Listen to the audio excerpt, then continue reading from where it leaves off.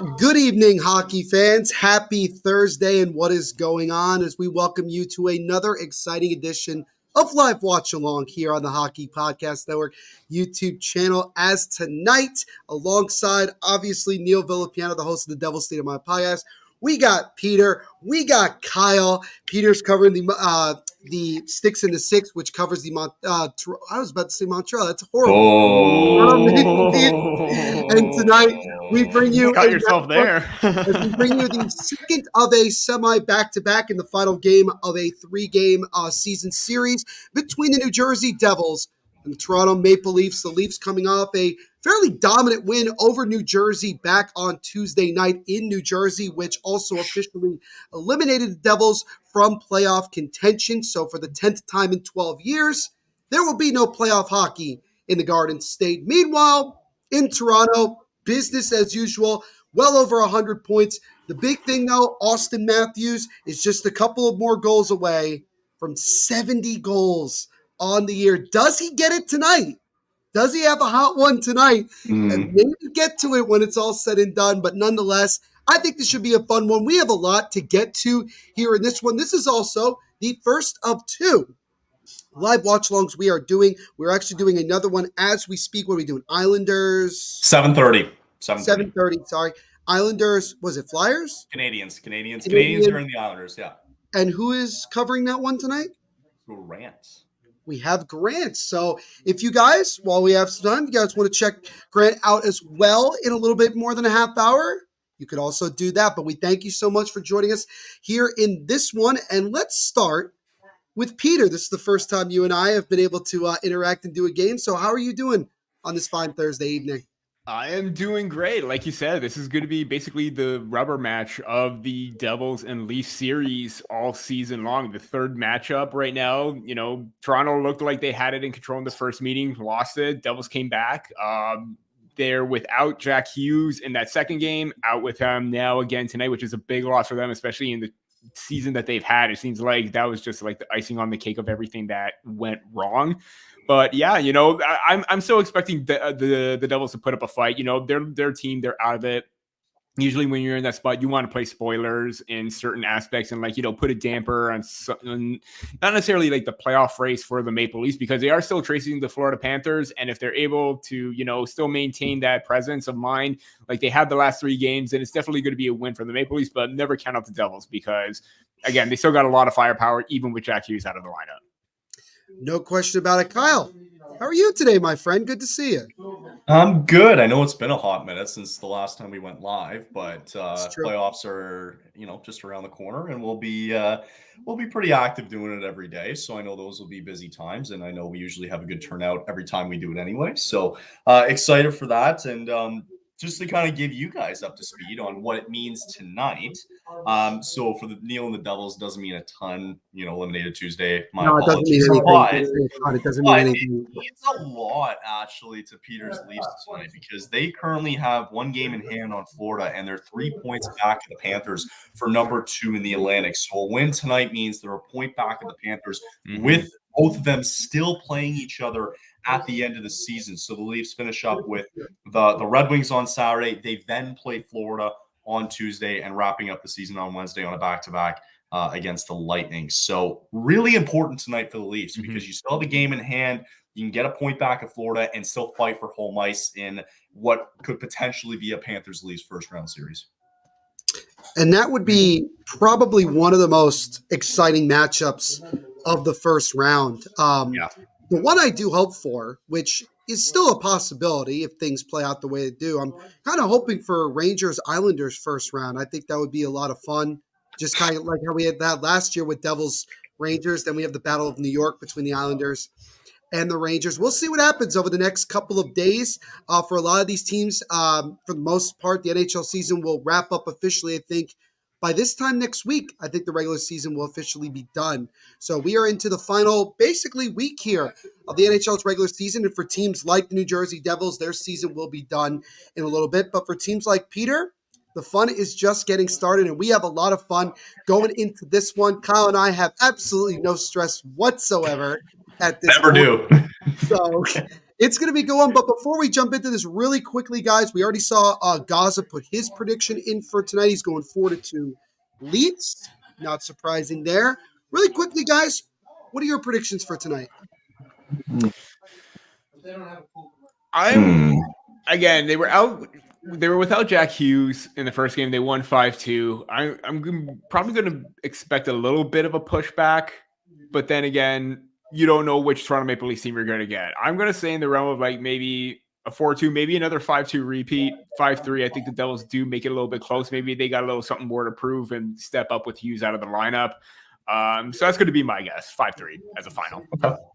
Yeah, I think you have Jack out of the lineup. It makes a bit of a difference for this team. Jake Allen's played well, though. I mean, for all things considered, he's played very well. So I'll give him some credit tonight. I think the Leafs still find a way to win here. I think it's going to be closer than we think and maybe a little too close for comfort. But I'll say empty netter. Let's say 4-2 Toronto. 4-2 Toronto. All right. So, usually I do go with the team that I cover and that I am a fan of. But knowing how Devils have played, I try to be as realistic as I possibly can. So with that in mind, I'm going to go with a 4-2 win for the Toronto Maple Leafs tonight with an empty net goal.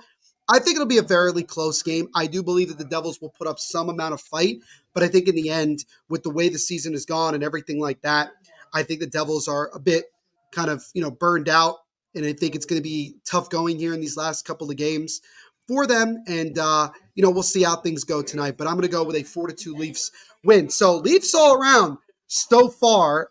As a Devils fan, I'd love to be wrong. To finish the season series with 2 wins out of 3 games against the Leafs, I think would be a very small win in what has been a very, very difficult year. And we'll talk more about Jack Hughes and so much more as the night goes on. But we are just about ready to get underway in this one. Both teams have taken the ice.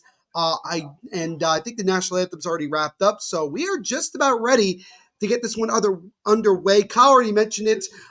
Jake Allen in net for the New Jersey Devils. Ilya Samsonov is in net for the Toronto Maple Leafs.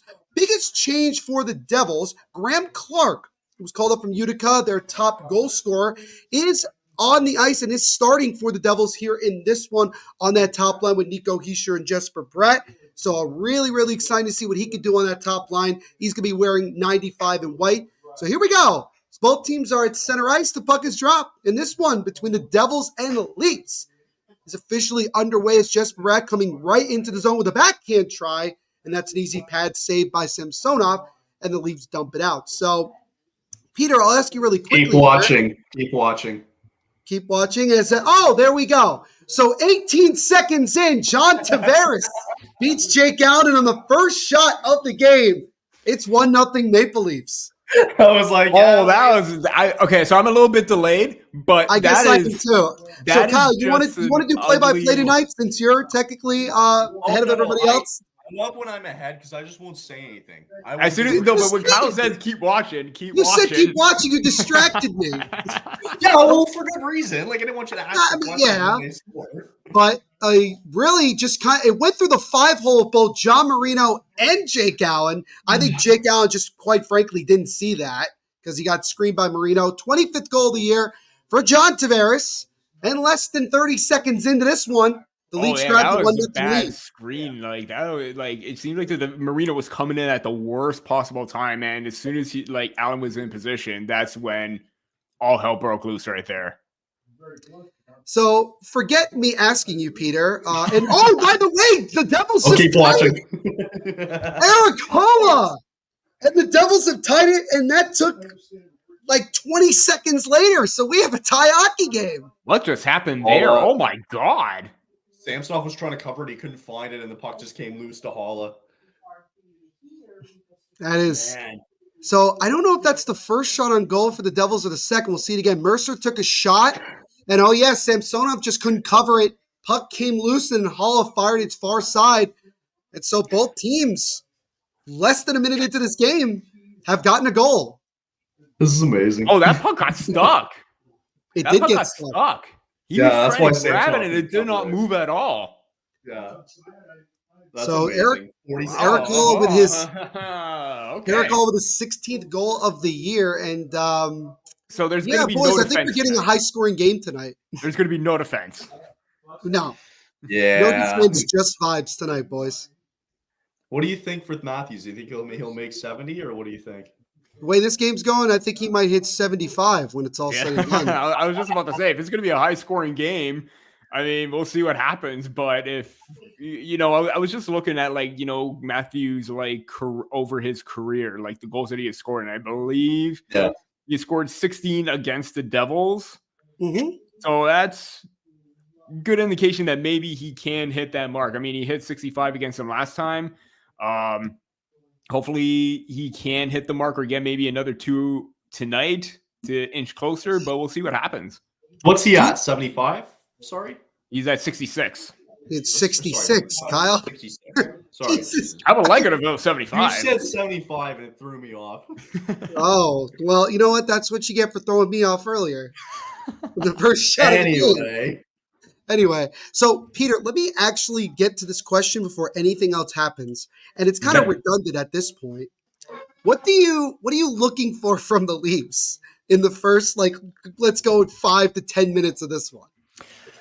I was going to say, tighten up defensively, but that didn't happen as well. I would say whatever worked against the Devils. I mean, basically the last 2 times, he says they basically outshot them and outplayed them until that first game in the third period, where it just basically collapsed. And that last game, the Maple Leafs were a little bit more dominant. I think they just got to keep it going, because the lines that they've had have been very, very effective with the new setup that Sheldon Keefe has had to split up the offense. And we saw with the John Tavares goal, we saw previously there, they're able to keep it up and, just get back heavy on the forecheck, be physical and stick it to the Devils. I think that's going to be their main game plan.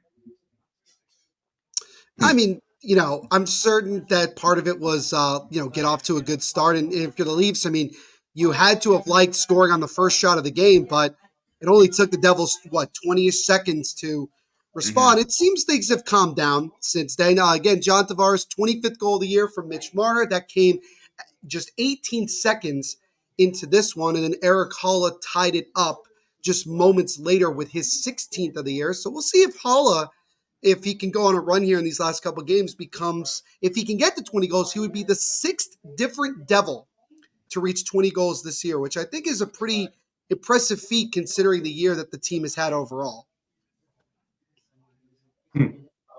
And that goal came, by the way, the Eric Haula goal came at 39 seconds. So it took about 23 seconds for the Devils to tie it. I think those predictions go right out the window. Yeah. Should we do new predictions right now, or? Yeah, why not? Let's go 9-5 Leafs. There's my next prediction for everybody the rest of the night. Watch it be 2-1, like in a shootout now. Yeah, right. Like all the action was in the first 40 seconds of this game, and now it's going to calm down for the rest of it. I will say this: the Maple Leafs got a goal. It's not like 0-0 heading into a shootout, and they keep that non-shutout streak alive. So that's all that matters to me at this point. If that does happen, good point. Panthers lead now 1-0 in a big one there. That's a good one. Gaza, to answer your question before, I will check out the interview. I did know that you were on Jimmy's podcast in his latest episode. I will check it out. Do not fret. It's interesting with the Panthers because they're right there with Boston. They win tonight. I mean, you're 1 point back of the Bruins all of a sudden for top spot. So there's still lots to be figured out. That's why it seems like no matter who Toronto plays, it's either going to be Toronto. I would love them to play against themselves, but Boston or Florida. It's one of those two, depending on what's going to happen. But then again, you're still going to get that neck and neck battle where Boston's going to be 1 point ahead, possibly. Right. Like we said at the top of the show, it's going to come down to that last matchup or that last game between Toronto and Florida. That way, I think that will solidify everything. We'll have a better picture of what happens for the first. I think if Florida wins tonight and the Leafs don't come out on top, I think they're locked in at 3. That's just my take. Oh yeah. Also, Tavares and Haula, who's Haula. Yep. John Tavares made it 1-0 Leafs, and then 23 seconds later, Eric Haula tied it up at 1. So those are the goal scorers so far. As Mark Giordano just took a shot and a good glove save from Allen. Going to face off here about 5 minutes in. And they just showed on a replay here on the broadcast I'm watching. Curtis McDermott nearly actually gave the Devils a 2-1 lead. Nice deflection in front, but it just went over the glove of Samsonov and over the net. Good old Curtis McDermott. Good old Curtis McDermott with the fight of the century against Matt Rempe last week against the New York Rangers in what ended up being a full line brawl, which I don't think anybody expected it to be. Also, do you have to rate the main Mariners jersey, I guess? Okay. Sure. How do I do that? Where do I look? Go look it up. Just go look it up on Google. I don't know. Also, update: Penguins up 1-0 over the Red Wings. All of a sudden, Penguins are making the playoffs. Yeah, I think they're making that Mike Sullivan. Do you think Mike Sullivan should be considered for Coach of the Year if he does that, or is that like unfair because of who he has on the team? Who's the guy in Washington? I think he maybe. Oh, I don't know his name. If you wouldn't, I could not tell. Carberry? Spencer Carberry, yeah. Carberry, thank you. Yeah. Yeah. If the Capitals get in, maybe he's the guy that goes for it. I think whoever gets in might be Patrick Waugh. I think I think it's either coming down to maybe Torts or even Rick Tocchet. I mean, what? But would you give Torts? But would you give Torts that nod if they miss the playoffs? That's the thing, though. That's the thing. If they do miss the playoffs, I think it's an entirely different situation. But with what he was able to do this season for most of the part, Kyle, enough. Please. No, stop. As Austin Matthews with a shot and he scores. Austin Matthews with goal 67 all alone. 3 more away. And it is now 2-1 Leafs. Just you give Austin Matthews that much time and space, it's going in the back of the net. Oh, 1,000%. For sure. Kyle, what is with you? You just said you weren't going to do that, and you did it again. I don't say anything like, hey. Stop saying it if you're not going to do it. But, yeah, no, I mean, Austin Matthews left all alone. Good. That was Connor Timmins who knocked that puck down. Really good job by Timmins there as that puck was like up in the air. Or excuse me, that was Max Domi. I apologize. Domi, yeah. Domi with a really nice knockdown gives it to Matthews. 67th goal of the year for number 34. He's 3 away now from 70. And the way this game's going, boys, I think he might hit it tonight. There's a tweet from Lance Hornby, I believe, from the Toronto Sun, and he basically said if Matthews scores today, there's going to be a legit chance he already scored 67, but he was probably thinking that, there's a point in the game, fans want a chance 67. It's going to be for the goal and not their playoff drought. Yeah, for sure. That's really funny. That's actually really funny. I just realized that. That's really good. I was gonna say, before we started, it felt like Matthews needed 2 tonight because you had difficult matchups tonight.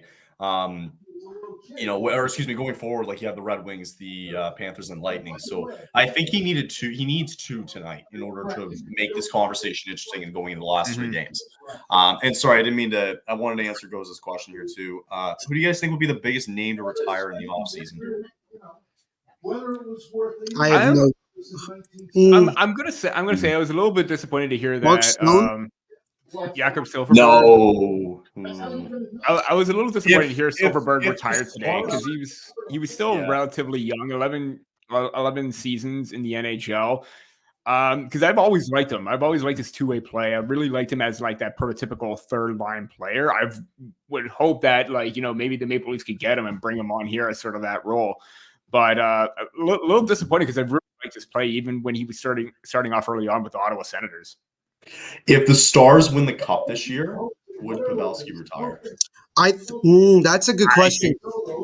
At that point, what do you have to play for if you're Joe Pavelski? You've basically at that point. Right. I think but I have another question about Joe Pavelski.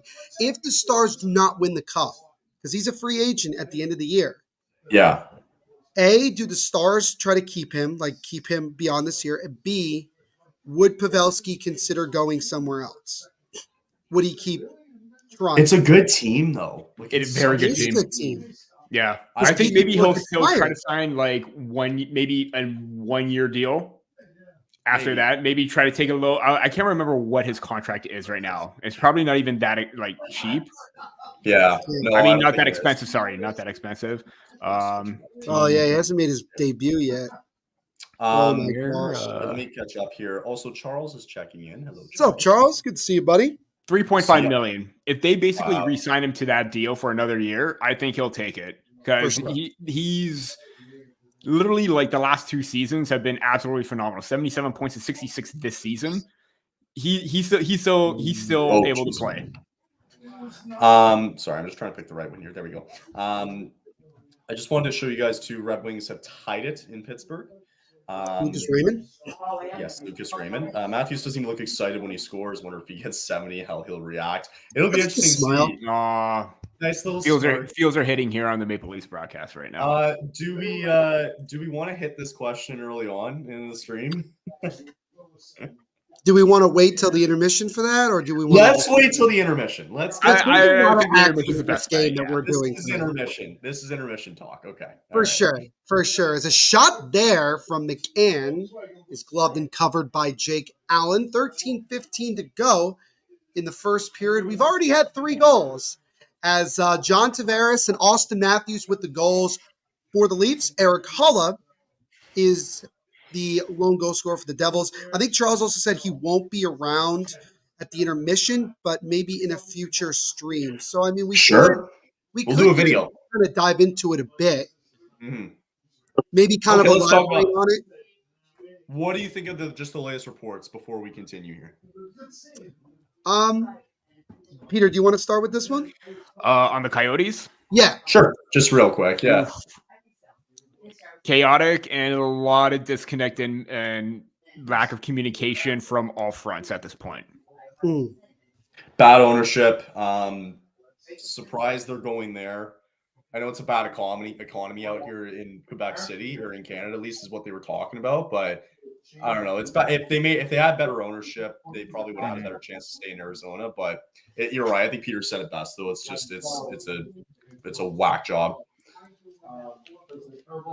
And yeah. Neil.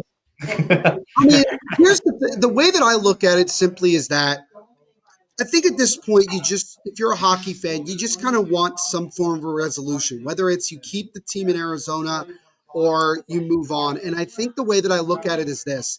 I think from the Coyotes perspective and their fans, I would love for the Coyotes to stay. I feel like it's been very unfair to the Coyotes fans who have been there and have gone through everything, bad ownership after bad ownership, playing in a college stadium, all of that stuff, and they've been there regardless, and it's just been frustrating to see the team just not producing any success. I mean, we're talking about it's been over a decade since that 2012 Coyotes team that went all the way as a backhand try, and the Devils have tied it. Nolan Foote with his first that was a nice move. Year. And it's now 2-2, less than 8 minutes in, boys. That was a bad giveaway from Simon Benoit. That was Giordano. Or Giordano. That was Giordano? Okay. Yeah, that was Giordano. That was Mark Giordano with the bad turnover. And Nolan Foote, in just his second game of the year, he's been out all year with an injury. He gets himself a nice forehand, backhand goal, beating Samsonov.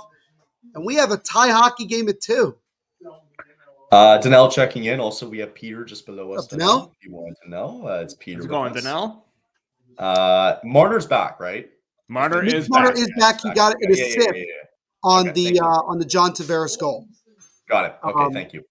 Also talk about, we were talking about Brady Tkachuk earlier off screen, and we could talk about it as well, because I know Kyle was curious about my feelings. Go ahead. Yeah, I mean, Mike Rupp talked about it. I wanted to finish really quickly about the Coyotes situation. I think overall, maybe they come back as an expansion team in the near future. That way the NHL has an excuse to say, oh, we expanded again, when in reality they just brought them back.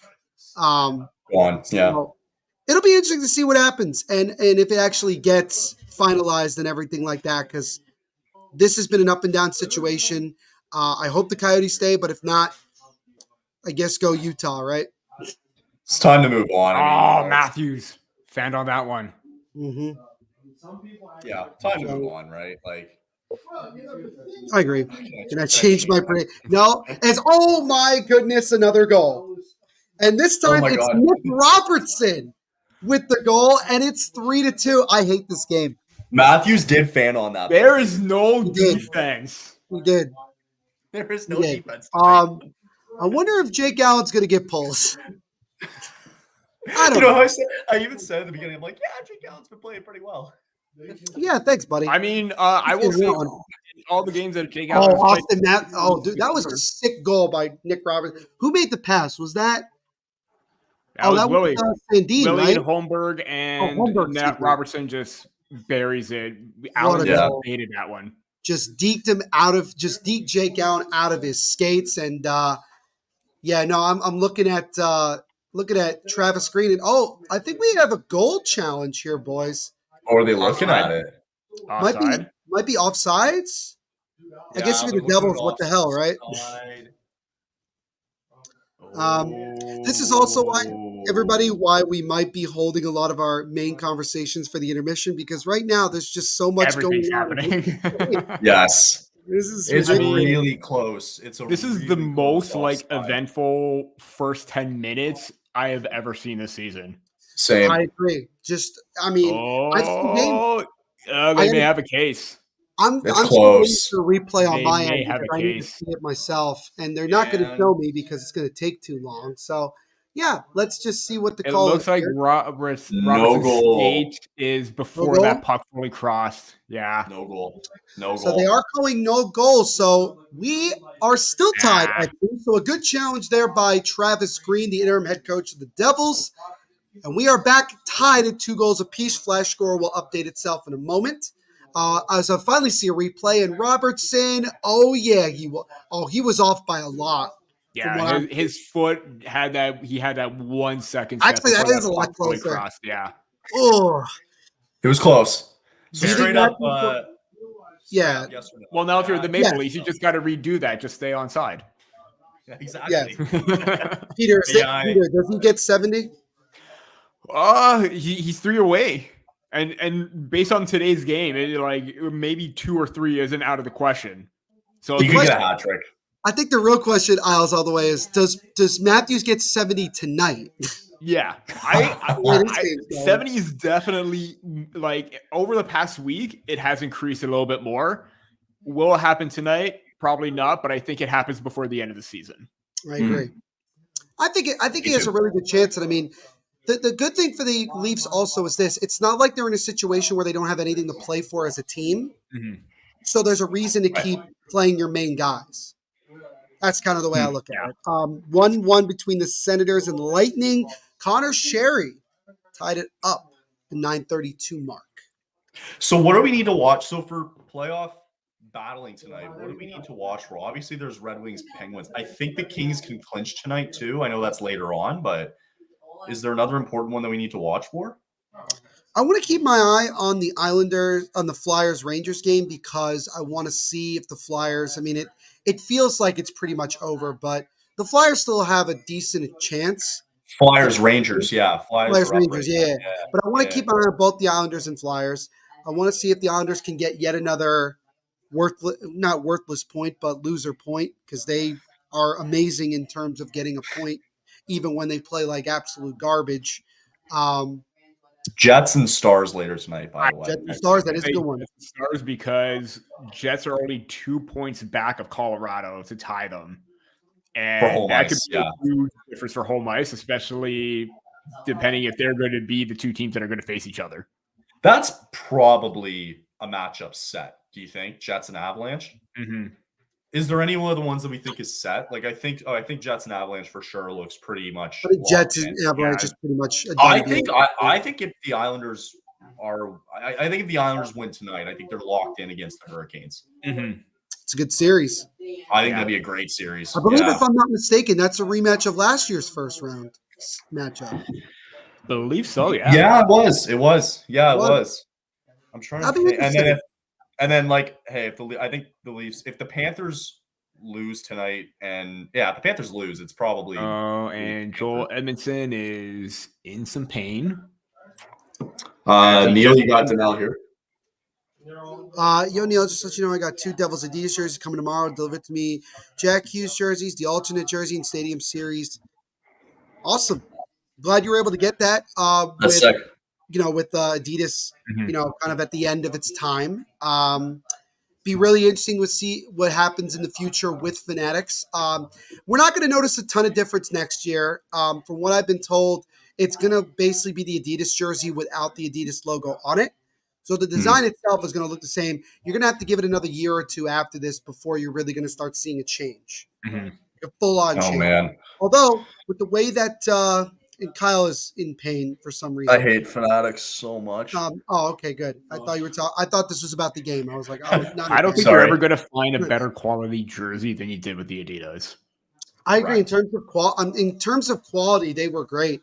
I think what worries me about Fanatics, as Graham Clark with a shot that goes wide, is I look at what has happened with Major League Baseball and the complaints that MLB players are already giving, that it's like, I have no faith that Fanatics is going to do the right thing. They could be wrong. There was a guy who slid into a base the other day and his entire pant leg just tore apart. Just ripped. Yeah. It just ripped. Yeah. It's bad. Good job, Fanatics. Do you know what I wish? Do you know who I wish would have taken over? CCM. Yeah. Personally. Yes. Especially if you go and look, CCM, I believe, if I'm not mistaken, is for junior hockey. They do a lot of the OHL, I think Quebec CHL, everything. All of that. Great job. It's not the flashiest thing you'll ever see. Although a lot of the designs of junior teams are fun.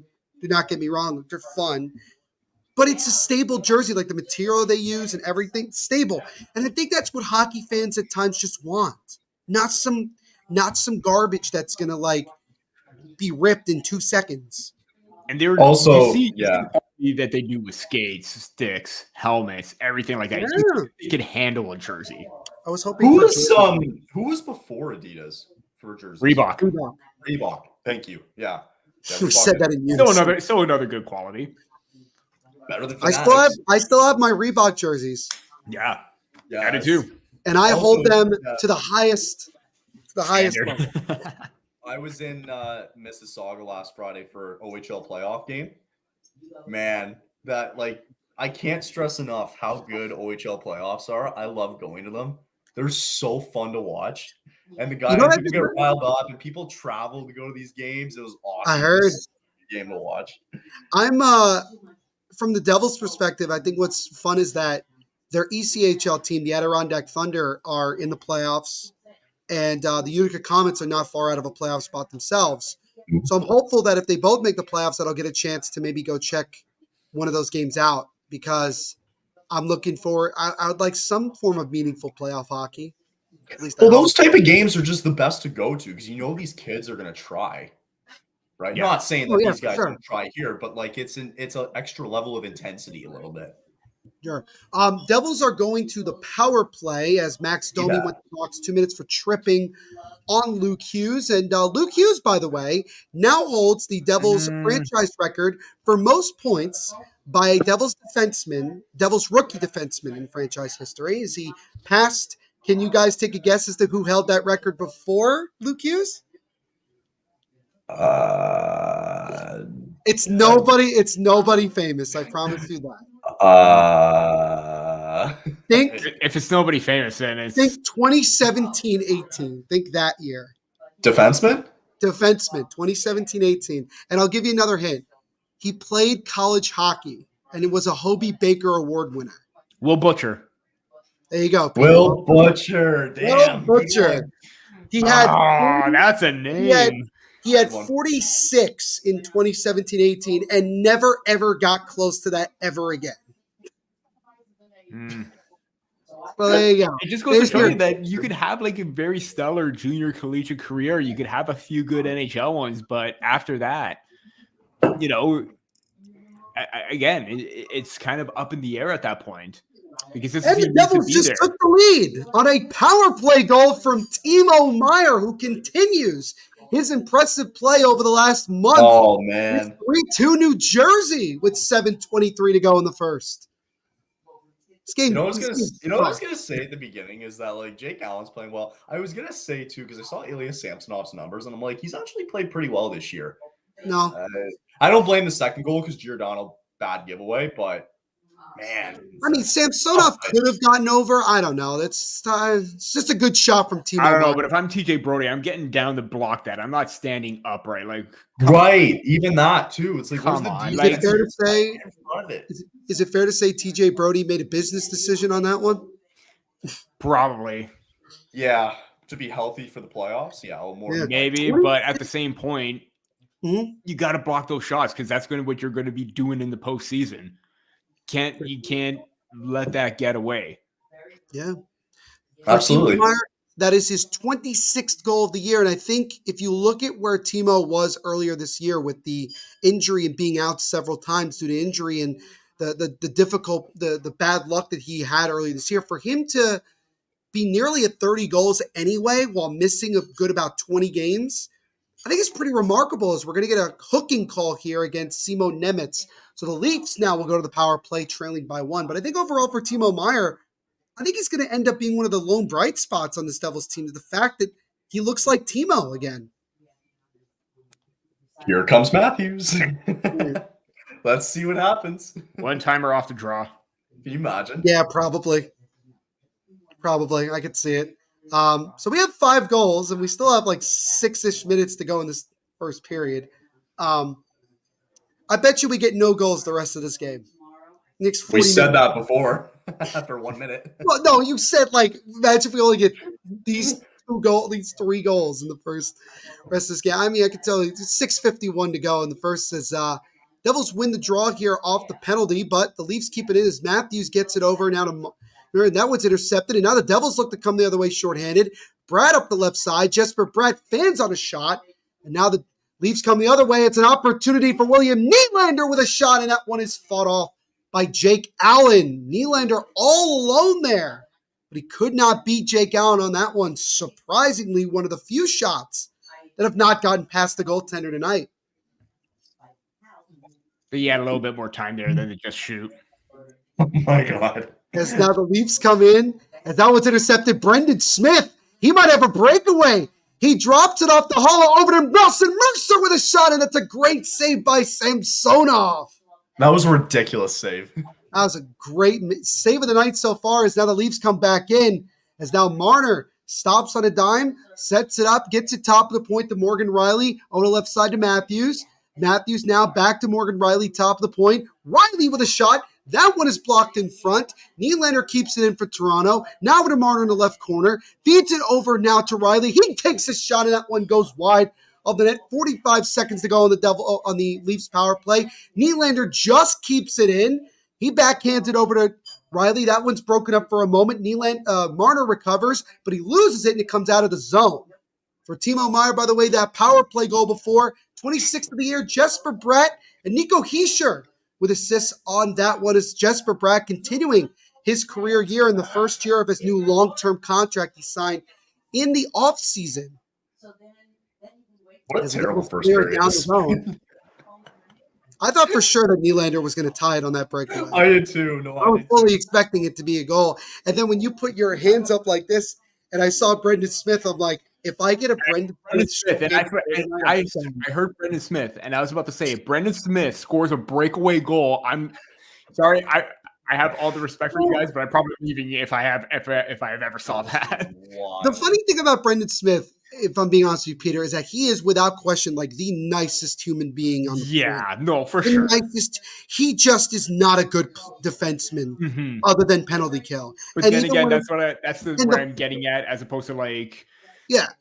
You can crap the one unexpected player that you would see score a breakaway goal against the Leafs. Oh, believe me, when Brendan Smith scored his first goal of the year, it was a breakaway goal coming out of the box against Ottawa. The entire NHL world collapsed to the ground. Like, you don't understand. Brendan Smith scoring ever is shocking because here's the hilarious thing. If you look back at last year's stats for the Devils last season, right? Every player, including players that were called up, had scored a goal in the regular season, but one player. And that was Brendan Smith. It took him a year and a half to score his first goal as a Devil. Kyle is smiling. This cannot be good. No, I'm just smiling because of that. Like, oh, okay. and the guy's getting paid to do this. Well, he's not getting paid a lot. It's not like the Devils paid him like $4 million to like do nothing. Listen, he's getting paid more than we'll ever get in our lifetime. This is very true. I mean, look, he's not getting paid to the level of Shohei Ohtani's former interpreter got paid. Oh, God. Oh, my. I'm sorry, was that too soon? Is that too soon? It's easy at this point. Is that too soon? That's amazing. Also, we are I think it was just too easy. I just want to say, we are sponsored by DraftKings. Please use promo code THPN when you sign up. Bet $5, get $200 instantly in free bet. But let me say this very slowly and very clearly. clearly. Broken right now. Please broken right now. responsibly. Okay? What a way to do a promo read. I really hope DraftKings is watching this right now because that was perfect. That was amazing. Oh, hey, if you lose the DraftKings sponsorship because of that, I fully take responsibility for that. I'll give you flowers for that. That was amazing. Tip our hats to you. As now the Devils look to come the other way. Graham Clark up the left side. He drops it off to Nico Hischier, feeds it back to Clark, and he whiffed on the shot. Couldn't get all of it. Now the Leafs come the other way. 3:30 to go in the first period. As now Austin Matthews drops it now over, feeds it back to Matthews, and Bertuzzi got a stick on it, but it deflected wide. As we've gone a little bit of time here, boys, without a goal. So I think these guys got. That's surprising. I know they got to pick it up a little bit. Yeah, I don't like it. This isn't normal now. Leafs did not score on that power play. They did give up two really good shorthanded chances, nearly a Brendan Smith breakaway. I say nearly because he has cement for skates. That's bad though, eh? Like 3 goals on 7 shots. That's brutal. Well, this was kind of something that I want to bring up. I want less stress in my life, and this is like still the regular season. It's not even playoffs, and I'm dreading that if they play like this in the playoffs, it's going to be very long, but very short at the same time. Peter, you're a Leaf fan. You're always going to have stress in your life. You're not since really 93, baby. Since 93. Since 90. Love it. That's As awesome. now the Leafs come back in. As that's intercepted, Alexander Holtz now coming the other way, looking for reinforcements, drops it off to John Marino. Marino with a little bit of space, throws it in front, nobody home. So now Alexander Holtz gets to the Eric Holler with a drive, and that one is gloved and covered by Sam Sodoff with 2:11 to go in the first. 3-2 Devils over the Leafs in Toronto. As this is such a long period, ain't it, boys? I know. Are you glad that they didn't pull Jake Allen? Because I know you mentioned it earlier on in the period. No, doesn't matter to me. Yeah, I'm kind of glad they didn't pull Samson off because that entirely wasn't his. If you think about it, both goalies really wasn't their fault. I mean, Matthews was just like a good shot.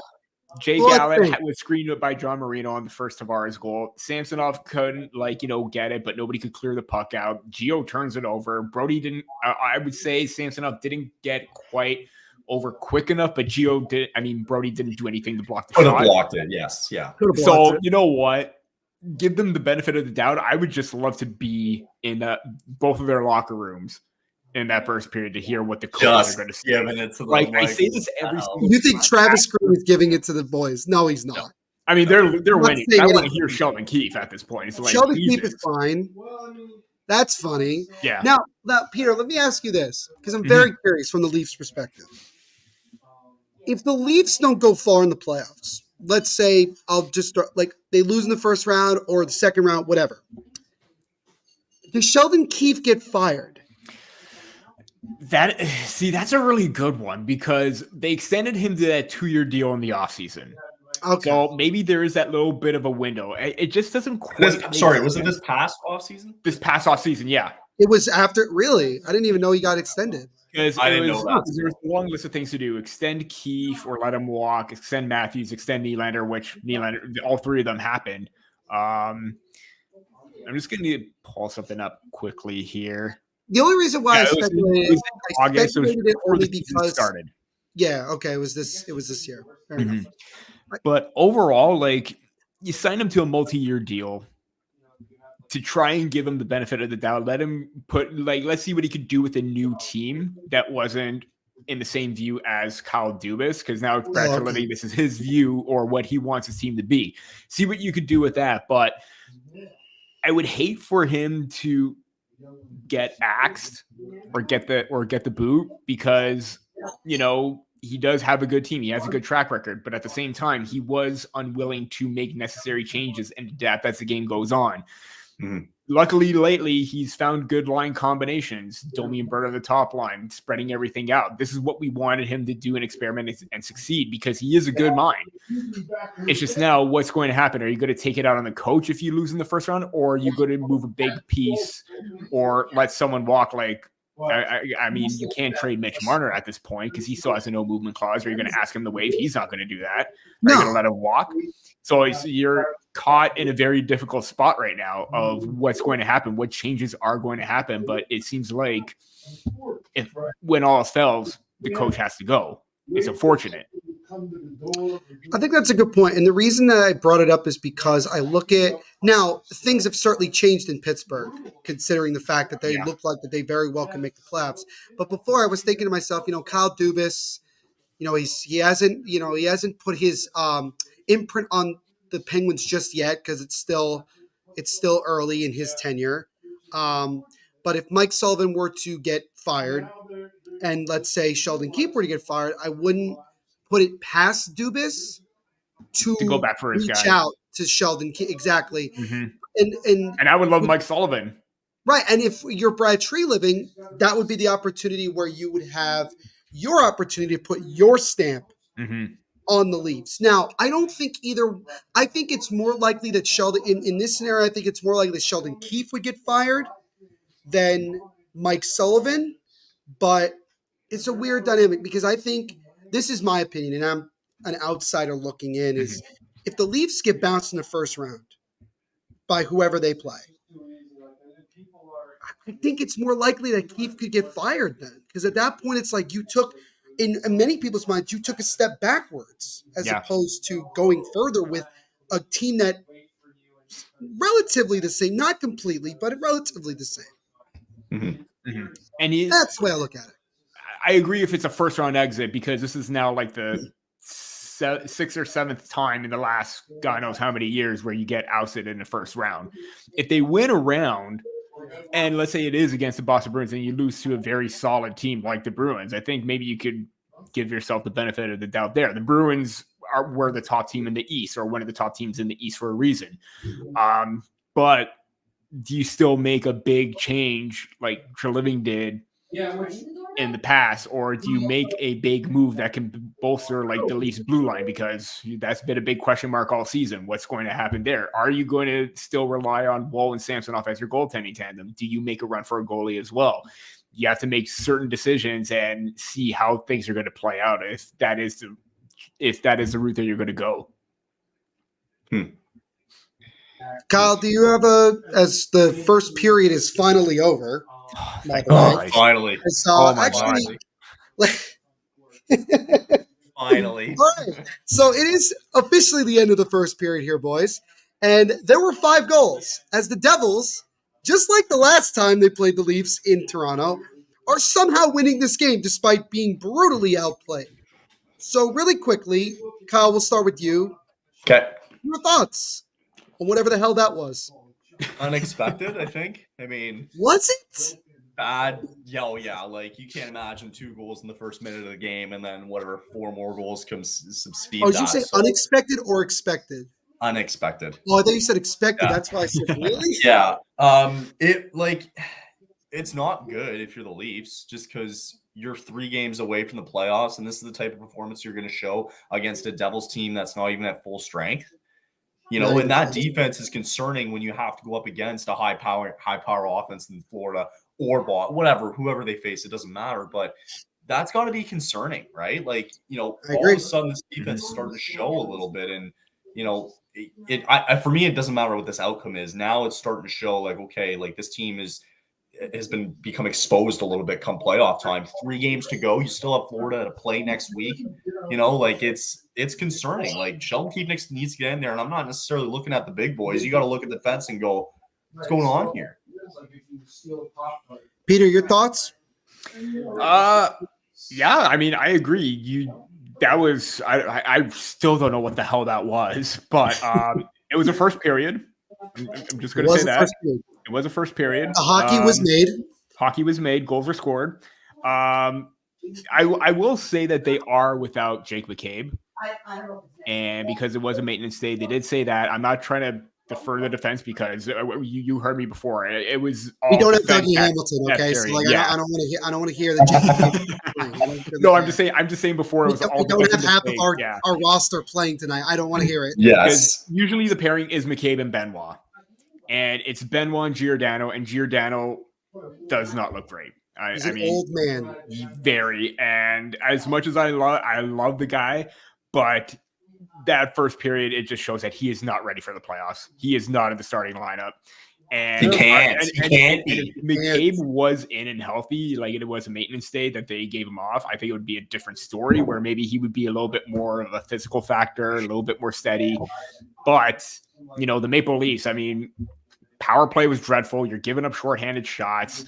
That's not what you want because they're at the bottom of the standing. I think they have the third worst power play or second worst power play over the last few months. That is just unacceptable. And when you go in and you make all these plays at the blue line, turn it over and shorthanded chances against, that's going to kill you in the playoffs. So you're going to think, sorry to interrupt, but now you're going to say other teams who have top 10 power play units. This is a team who isn't in the top 10. They're 27th in the NHL power play. As of late, yeah. And, yes. And I don't. I should mention that the Devils in the last month and change have had the second best penalty kill in the NHL. So do the math. There you go. Yeah. Right. So it killed off 25 of their last 27 power plays. Mm-hmm. But if the Maple Leafs were still a top power play, then I could understand that. Going back to what I was saying about, the power play, so it's the same thing every year. They're hot. They, work the puck very well. They move it. They're all over the ice. Matthews scores. Marner's a great playmaker. And then they become too predictable. They're back to being too predictable. And that's the problem. I've got a great question during the intermission, by the way. I'll leave it for now, but I got a really good question for you. Fair enough. Fair enough. Really quickly before we go to break, from the Devils' perspective, what the heck? You got nothing to lose, right? Let's just have fun with it. Let's piss off everybody else for the last 3 games. What did I say about playing spoiler? What did I say about playing spoiler? Playing spoiler. Look, all I know is after the Devils win tonight, I cannot wait to see Steve Dangle's LFR tonight. I'm looking forward. Also, most even strength goals in a season since 1993-94, Matthews has 50. And that was the last time we saw a 70-goal scorer. Yep. So, coincidence? I think not. So, we'll have a lot to talk about in the first intermission. Kyle, do you got it? Or I got it. But before we continue on here, we're going to step aside for the first time tonight to get a word from our sponsors.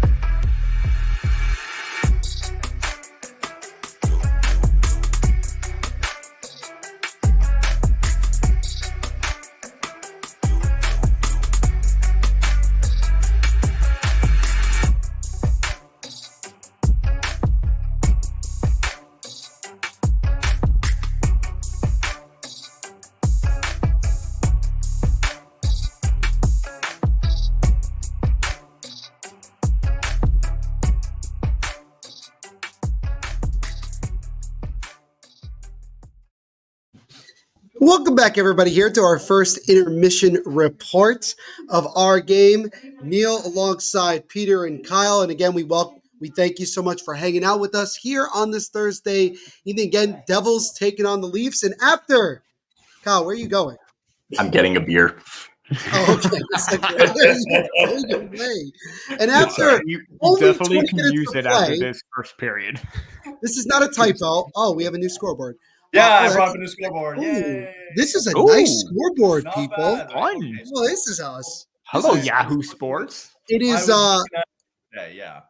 I was gonna say this is not a typo. It is 3-2 Devils after 1, not 2. This is not the final score. This was after 20 minutes, as no defense, and the Devils have had randos scoring goals as well, not completely. Nolan Foote with a goal, Eric Hollow with a goal, and Timo Meier on the power play were the 3 goal scorers for New Jersey.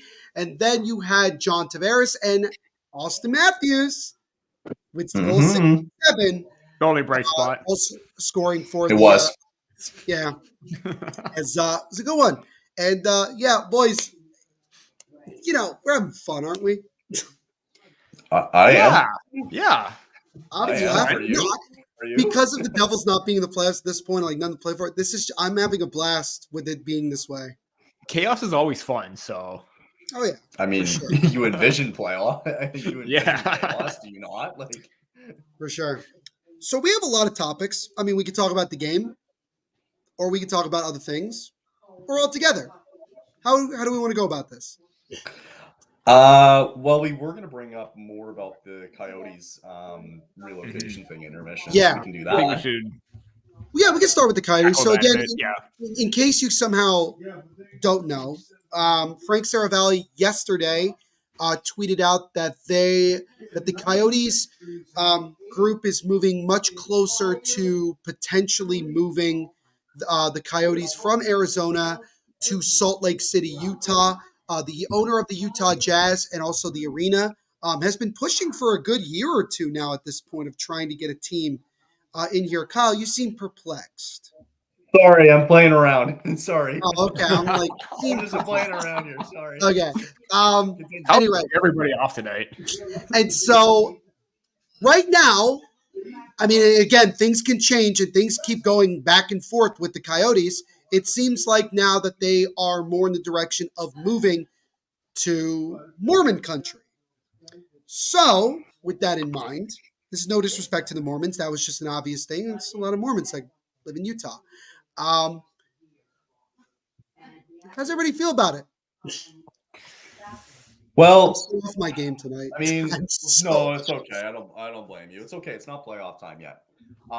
Yeah, I get it out now so I can be more professional when the playoffs start. Absolutely. I'm not professional right now. Are you kidding me? I'll look the part when it happens. Okay. Suit and tie. Suit and tie for the playoffs. Oh my god, that'd be so you got to go funny. full suit and tie.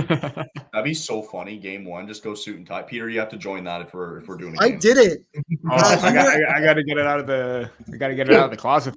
You guys weren't a part of Network Boat 2 years ago when we did the Avalanche Lightning Stanley Cup Final. The first game 1, it was on my birthday. So I just came back from New York, June 15th. It was my birthday.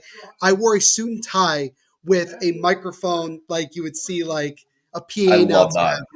And the funniest thing was the microphone wasn't even plugged in. But it looked I know. It wasn't plugged, but it worked. It was hilarious. It looked good. You gotta in your free time, you gotta go back. Go back to that video. You'll laugh. Okay, I'll take a peek at it. How long ago? Sorry, what was the final? So this was 2 years. This was the Stanley Cup Finals 2 years ago. Stanley Cup Finals 2 years ago. So that was the Avalanche. I'll definitely have to look that one up. I'm totally doing that right now. So anyway, here. Back to Coyotes. Here.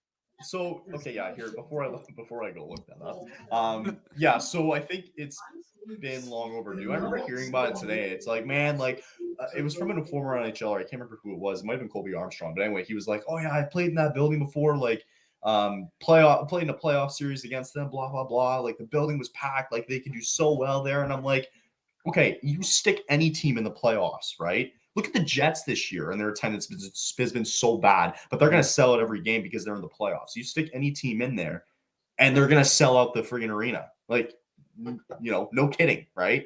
So I didn't like that comparison. It's not like, for me, it's not about the playoffs. It's can you do it for 82 games or however many times you're at home for those 40 odd some games? And they haven't been able to do that. Whenever teams show up from, we saw it before where they were in Edmonton, and when the Leafs come to town, and it goes down the list. Like when these other teams show up that have high fan bases, they're going to pack that arena with them and not their actual fans. So, I mean, it's good in the eyes of profit, whatever, that's fine. But in the eyes of like trying to build a community or a fan base, like it's just not doable, right? Now, mind you, you have to take this with a grain of salt because this is the no fun league. This is the I am for money league under the Gary Bettman rules, right? Like they don't care about any of us. They don't care about, a lot of the GMs and the staff. And it's all about dollars and cents at the end of the day, right? It doesn't matter, right? So whatever's going to make them the most money, fine. If Quebec City all of a sudden comes out of nowhere, let's just say, for example, the sale is for $1.2 million, okay? Well, hold on. Hear me out for a second. If it's not a relocation, right, and they get rid of him and they wanted to buy whatever, a spot in Salt Lake City, right? And let's say it was $1.2 billion, the offer, right? If Quebec City comes in and goes, we'll pay 1.4, 1.6 for it, where do you think Bettman's going to go? He's going to follow the money. He doesn't care, right? He's going to follow. If he thinks, and let's not forget the conversion too. And the conversion, right? If he thinks there's a team that can go out in London in the UK and they'll spend $2 billion on it, right? Like, and if the NFL is considering a team in London, then the NHL will do the same thing. Totally, absolutely. He's going to follow the money. He doesn't care. As well. Houston is another. However old the old bag is anyway, he's going to follow the money. He doesn't care. You think the 11 board members either gives a crap? They don't. They're going to follow the money wherever they see fit, right? And they're going to pack it out best they can, and they're going to be buddies with the owner for, however long period of time before they decide that, you're not making this money anymore. Let's move on. So it might work out in Salt Lake City, it might not. But at the end of the day, like it's just not been working in Arizona. We've seen it, time and time again for the last 12 years, right? And people who say it can work, let's look at the numbers and take a peek and see, right? It all comes back to numbers and money at the end of the day. Do they add up? It doesn't make sense. And it hasn't for the last 15 years back in Arizona. So it's time for a change of scenery, whether that be in Salt Lake City, great. But, if they want to give up $1.2 billion on it, if they want to buy it there, then great. But, that's just where he's going to go. I mean, if it's a straight up relocation, it won't be they'll just relocate the team. They won't have to worry about that. And they won't have to worry about building an arena either because they're going to play where the Jazz play, right? So, I mean, it's all credit to them and whatever. If they want to make it work, great. But it's worth all the money, man. That's where it's going to go. My thing with the whole go ahead, Peter.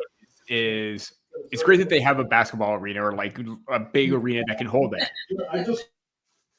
Are you going to get the same crowd that you would for a Jazz game for a hockey game there? No. That's the main thing. So then you're back to square one with poor attendance. I say no personally. Well, Peter, think about this. You're going to be back at square one with the attendance that you would get from the Arizona Coyotes, which is 5,000 seats at ASU. Yeah. And then you're still probably not going to get the same amount of attendance there. But also, it's just disappointing how after all these years, you try to make it work there. You've got stars like Austin Matthews. You have Tage Thompson coming up. You even saw Matthew Knies' comments about how he wouldn't have gone into hockey if it weren't for that. Like you're seeing all these players come out from there that, hockey in Arizona is why they're here. And I get you want to try and grow the game. You want to branch out to there, but it all falls under the management and ownership. How year after year, there have been constant issues from, even in the within the organization and outside with the ownership. It's just been a complete and total mess.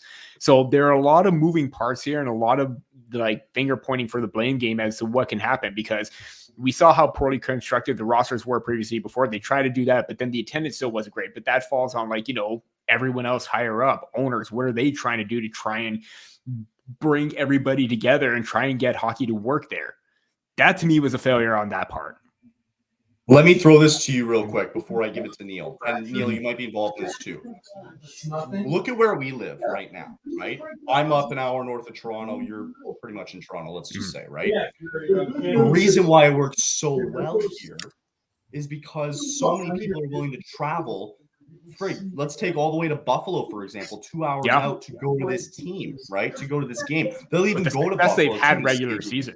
Right. For Neil, same thing where you guys are. Like, look at the population in the surrounding area there. When you look at where their location is, there is nothing around there for people to come in, which means you're solely relying on the city there. And even looking at Salt Lake City, it's one line. You have a couple towns north, couple towns, maybe one big town south. It's one big line. It's not a major like sports franchise, like sports city. No disrespect to the franchise. Game on, by the way. Yeah, I was about to say the second period is about to get underway, and it actually is underway here. So we'll see. We'll see how many more goals we get tonight, boys. We'll see what this next 20 minutes got for us. Also, what do we think? This live tracker, I love this live tracker. Right? I think this is. I think this might be the look for the playoffs. I think we got to come out swinging with the playoffs. I think this is the look, my friend. It is. I was doing research beforehand, and I saw some people use this, and I'm like, yeah, I think this is the way to go. Yeah, it's good. Yahoo Fantasy, it's always the way to go. Ooh. Yeah. Is that what we got to, Kyle? Are we doing that next year for Fantasy League? Are we using Yahoo Fantasy? What do we use this year? ESPN. We use regular ESPN. Oh, am I beating you this week, by the way, in the bronze medal game? Currently, I was winning by only a couple of points. It wasn't like I was, but I don't remember what it is now. I haven't even looked. That's fair. Peter, did you play in the league this year? I'm not in your league. I'm in a separate one with like outside of here. Okay. I am in the bronze medal game too. My goaltending situation has been bad. I was able to squeak back in, but I have McDavid, and as soon as he was day to day, I'm now slated to lose. So yeah, last week I was in I have McDavid. There you go. Last week I was in the semifinals of the THPN league, and I was playing Lance from the Blue Jackets. And I just had a bad week where guys just did not put up points. And are we in the line blender now? I was upset. What happened? I thought we were in the line blender. Nope, no line blender. No. I saw McMahon, Marner, and Matthews together. I'm like, wait, what? What's going on? Sorry, Yeah. Sheldon Keefe is panicked. He is panicked. I'm not even going to begin to say what happened last week to me in semifinals. Kyle and I don't want to talk. I got demolished. Bull crap. That's what's hilarious about this time of the year is that you could have a great team the whole year, and then you get to like the playoffs, and then that's when everything falls apart. It happened to me last year. I was like top 4, top 3, and I crashed. We have our other scores here too. Oh, that's really interesting. There you go. I want to apologize to RJ. He can still do it by all means. Like if it updates sooner, all means. He posted all of them in the chat here. I know. 2-2 Red Wings and Penguins. Flyers and Rangers tied at 1. 2-1 Lightning over the Senators. 1-0 Sabres over the Capitals. And no score, at least still I think no score between the Islanders and Montreal Canadiens. But I mean, when the playoffs come around, like it's only 1 or 2 games playing. Anyway, yeah, well, and it won't be as much. But to kind of put a ribbon on, kind of put a bow on this, the whole discussion with Arizona is that it's time. I do agree, Kyle, that it is time, and you gotta do something. And I just feel bad for the Arizona fans who have been nothing but loyal and passionate about that team. They've done their best to make Mullet Arena like a fun experience, but the reality is that when you're playing in a college arena for an NHL franchise and you can't get the money and the support from the people that you need to have support, is that puck almost squeaked past Allen, but he makes the save. Robs Nylander, still 3-2 Devils. We'll see. We'll see what happens. I think the dumbest thing, though, I don't know if you guys heard, the Tuscan Roadrunners, they're going to replace the Coyotes and still play in Mullet Arena. That's what the hell is that? So what is the point then? Yeah, that's so bad. Did you also see Ownership. when all this news broke? Did you also see the Coyotes Twitter account post that video about hockey in Arizona kind of Coyotes' thing? Twitter account has been all over the map right now because But that's where I was talking about earlier about the communication. It's wait, this is coming out, and then all of a sudden you're posting a video about hockey coming together in Arizona, and it's what's going on here? Is everyone on the same page? But clearly they weren't because players were following social media. Nobody was on the same page. That's why it was a total and complete mess. They became so active as soon as this news broke. Mm-hmm. It's crazy how active they became. I just want to interrupt for one quick second, boys. A little bit of college hockey news. University of Denver just just beat Boston University in overtime to advance to the Frozen Four final. So Michigan takes on, I'm blanking here. I believe it's Boston College. Boston College. Mm-hmm. So the winner of that, winner of Michigan versus Boston College, will play Denver in the Frozen Four final of college hockey. By the way, very underrated tournament. I don't think it gets enough love personally. Very, very awesome tournament to see a lot of talented players. No Macklin Celebrini in the final. So the watch now begins. The Celebrini watch, right? Mm-hmm. Now that's gonna be interesting. And as Kyle mentioned to me, off camera, we will be doing a live watch along of the draft lottery. We had a lot of success with it last year.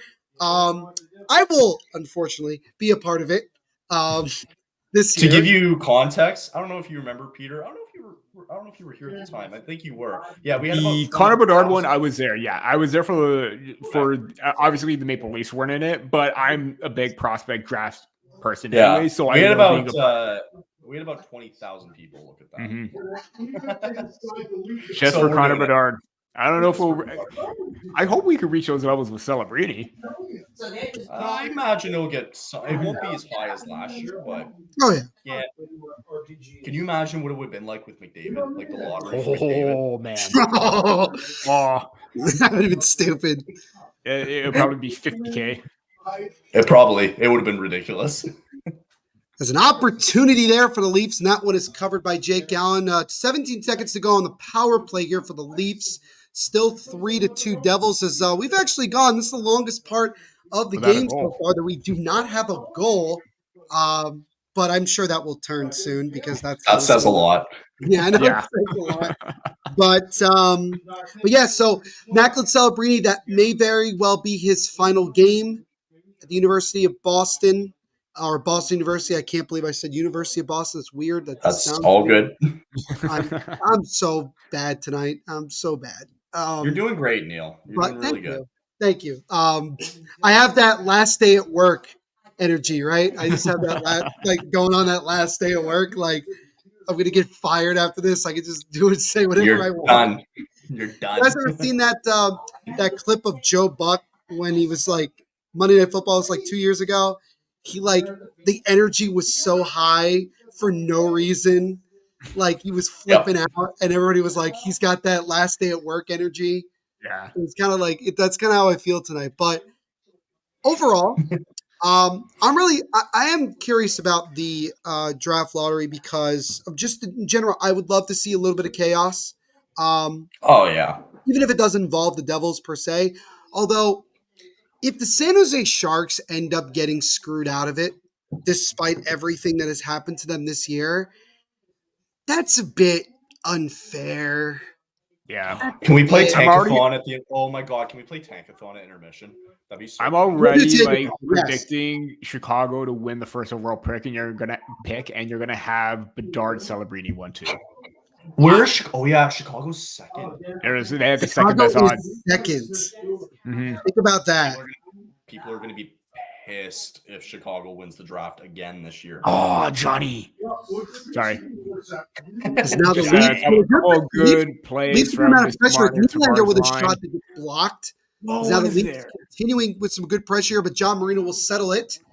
And he'll get it out of the zone. So the Leafs now 0 for 2 on the power play. Not much on that second wave of the power play. So, obviously, right now, there's certainly got to be some frustration. Nolan Foote Coming the other way for New Jersey, he takes a shot, and a high riser is knocked down and covered by Ilya Samsonov. Nolan Foote, again, just his second game of the year, has been out all year with an injury. Is finally in the lineup, and I'll just say this. It has been a difficult year in more ways than one for Nolan Foote and his family, considering the situation going on with Hockey Canada, which the latest update we have with that is that the court hearing will be sometime in 2025. Next year. As far as I'm concerned, don't expect any of those players that are involved to be playing in the NHL anytime soon, if not ever again. No, it's over. It's already over. It doesn't matter what the verdict is. KHL, the KHL looks like they might be getting some new blood down the road. Yeah. Which is really going to be interesting as now the Devils come back in. Nolan Foote, backhand try, and that one stopped. Rebound by Hischier just goes wide. As now Nico Hischier trying to keep it in here as Victor Kampf gets it over to his teammate. And now Morgan Riley will get it up the boards now as Toronto dumps it out. So, yeah, I think overall a lot of different things going on in the NHL. I think the most exciting thing obviously is the fact that the Stanley Cup playoffs is going to be starting up sometime next week. I think like Friday maybe of next week might be. Yeah, it's Saturday. Maybe the next Saturday. Yeah, that'll be Saturday, and it's going to be fun. And I did see, because I did want to give this person credit. I want to give this person a little bit of noise. Yeah, Chalky778 on Twitch says, who do you guys think are going to take the cup this season? And we'll start with Peter. Ooh. Beliefs. I wish. I am going to say I think it's going to be a Colorado-Florida matchup, and I think Colorado's going to take it. Ooh, that's spicy. Mm-hmm. That's a good one. I like Dallas a lot.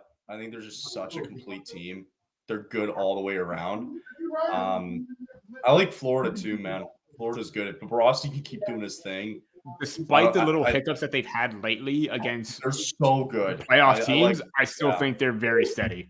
Florida is the best team in the East. I like Dallas winning it all, though. I just think they're more of a complete team. Like they said it the other day on Spit and Chicklets, their third line is Jamie Benn, Logan Stankoven when he wants to come up and whatever, and Wyatt Johnston. Like that's your third line. That's disgusting. They are also the definition of like bringing up a guy from their farm system down at the exact perfect time, and they explode. Oh yeah. Who was the most recent guy that went on a tear? As a call-up? Bobby McMahon in the regular season. Was it Bobby McMahon? It was somebody came up from Dallas. Like they called him up, and he. Stankoven. It was Logan Stankoven. It was Stankoven. Yeah. And I'm thinking to myself, where in God's green earth are they getting these guys from? Neil, who do you got? I will say this in the 2021 draft. Or 2022 draft. No, 2021. A lot of scouts in online scouts that I have seen or I've talked to, they've had Logan Stankoven at least as a first round pick. A late first. It could be a little bit higher up. Within the 20 range, possibly even a little bit higher. But he fell to the second round. And that is where teams made that mistake where you let someone like that fall to the second round. Austin Matthews with goal 68 off the skate and we have a tie hockey game at 3. There Peter was talking about. I'm like, Peter, look at as much as I was talking about eye contact, and his eyes just got big, and I'm like, well, here it comes. Love talking about Logan Stankoven, but I love talking about Austin Matthews getting to 70 more. So Austin, that was just a nice tip. I'm sorry, not even through the legs of Jake Allen. Just a really, really nice stick play there as he's fighting along with Jonas Siegenthaler, and Austin Matthews now 2 goals away from 70. Boys, it's happening tonight. It's gonna happen. I just read his lips. He's like, "You son of a." Who said that? Matthews, I saw him in the replays. Like you. Okay. Yeah, I just saw that right there. You little. That was funny. 68th goal of the year for number 34. And can I also just say how ironic it is that the dude from Arizona is having this type of year in a year where the team in Arizona that Austin Matthews grew up watching could very well be on its way out of Arizona? Yeah. Also, there were a lot of talks that Matthews would bowl for Arizona. Also, Jared, very nice. I'd give it like an 8 out of 10. Personally. Oh, nice. Okay, good. So thank you, Kyle, for that. Appreciate it. Let me try to get through my prediction before the next goal happens. It's going to happen while I'm talking again. So he's 2 away. Yeah, he's going to get it. He's getting it. If it's not tonight, it's going to be soon. He could get it tonight.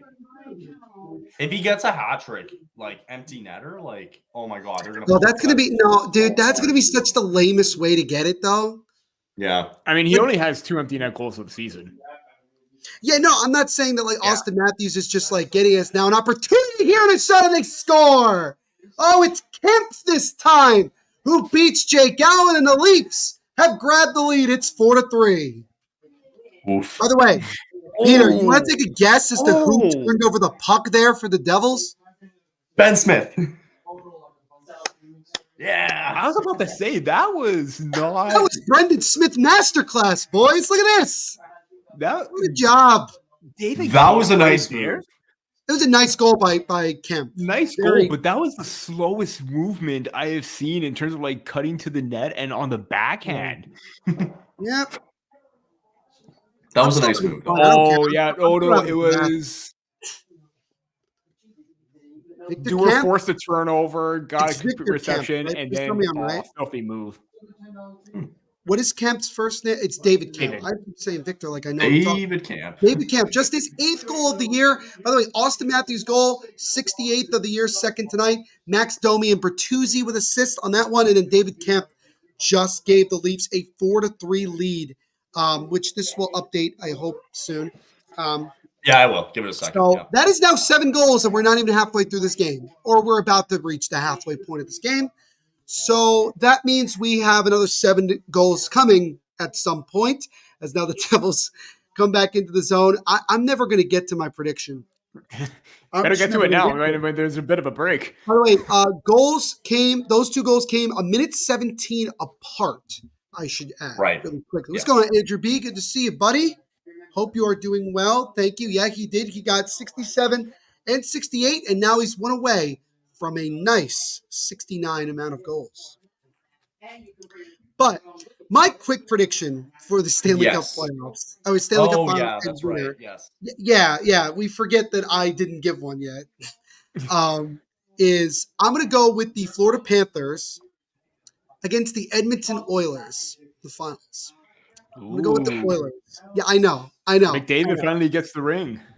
And the reason why I'm saying that is because every year there is that one goalie that somehow plays way above his head. Last year it was, if we're being honest, was Aiden Hill and also Sergei Bobrovsky to an extent because it wasn't expected. Stuart Skinner is going to actually ball out, in my opinion. Why? Because why not? And I think that at some point, and I think also I look at the Oilers in general since they, made Knobloch the, I don't know, did they make him the interim head coach or the head coach? Knobloch? I think they named him the head coach. I think they named him the head coach. Yeah, I think that's what they did. They've been a lot better. I think they've played much better as a team overall.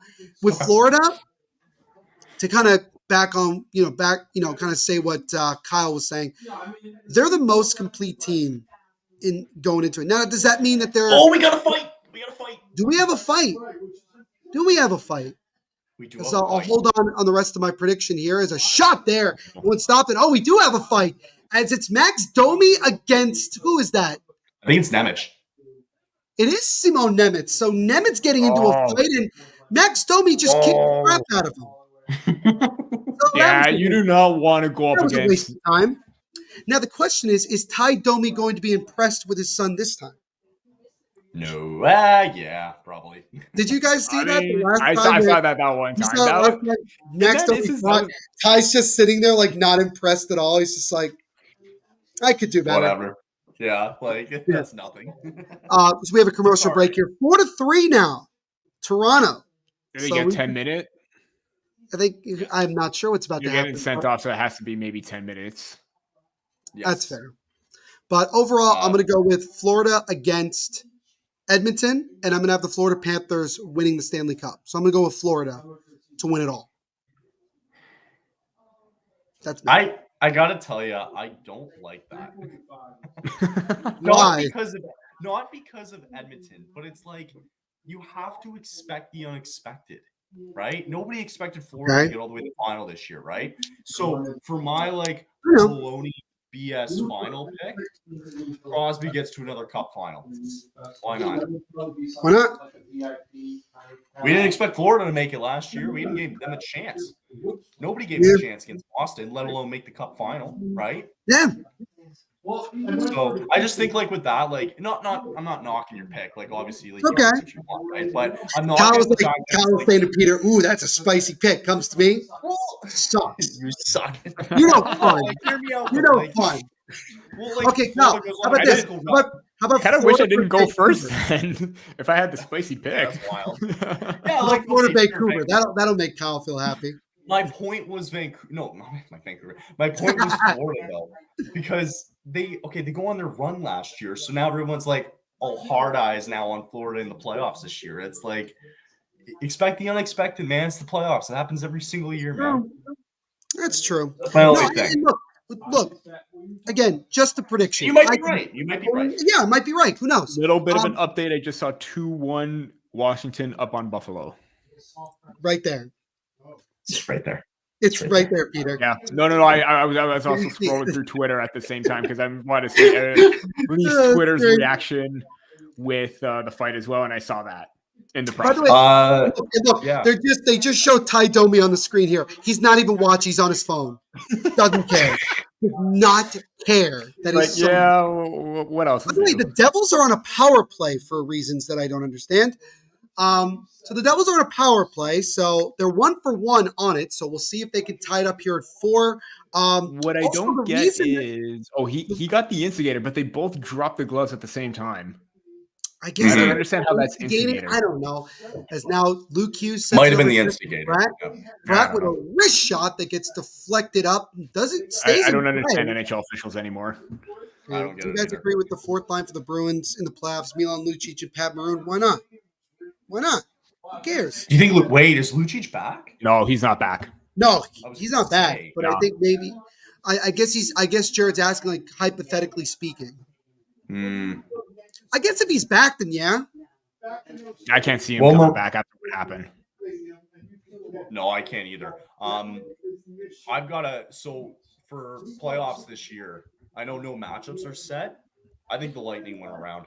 I think they beat Boston if they match up with them. I think because if they had the first seed, do they do crossover? Would they go to the Metro and play the Rangers?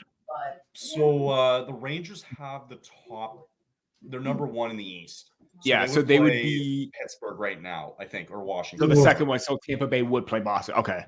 Right. Yeah. Unless something crazy. Maybe Boston gets in front. I don't know. Whatever. Mm-hmm. But either or, I think Tampa, if they match up with the Rangers or the Bruins, I'll still take Tampa in the first round. I love Tampa.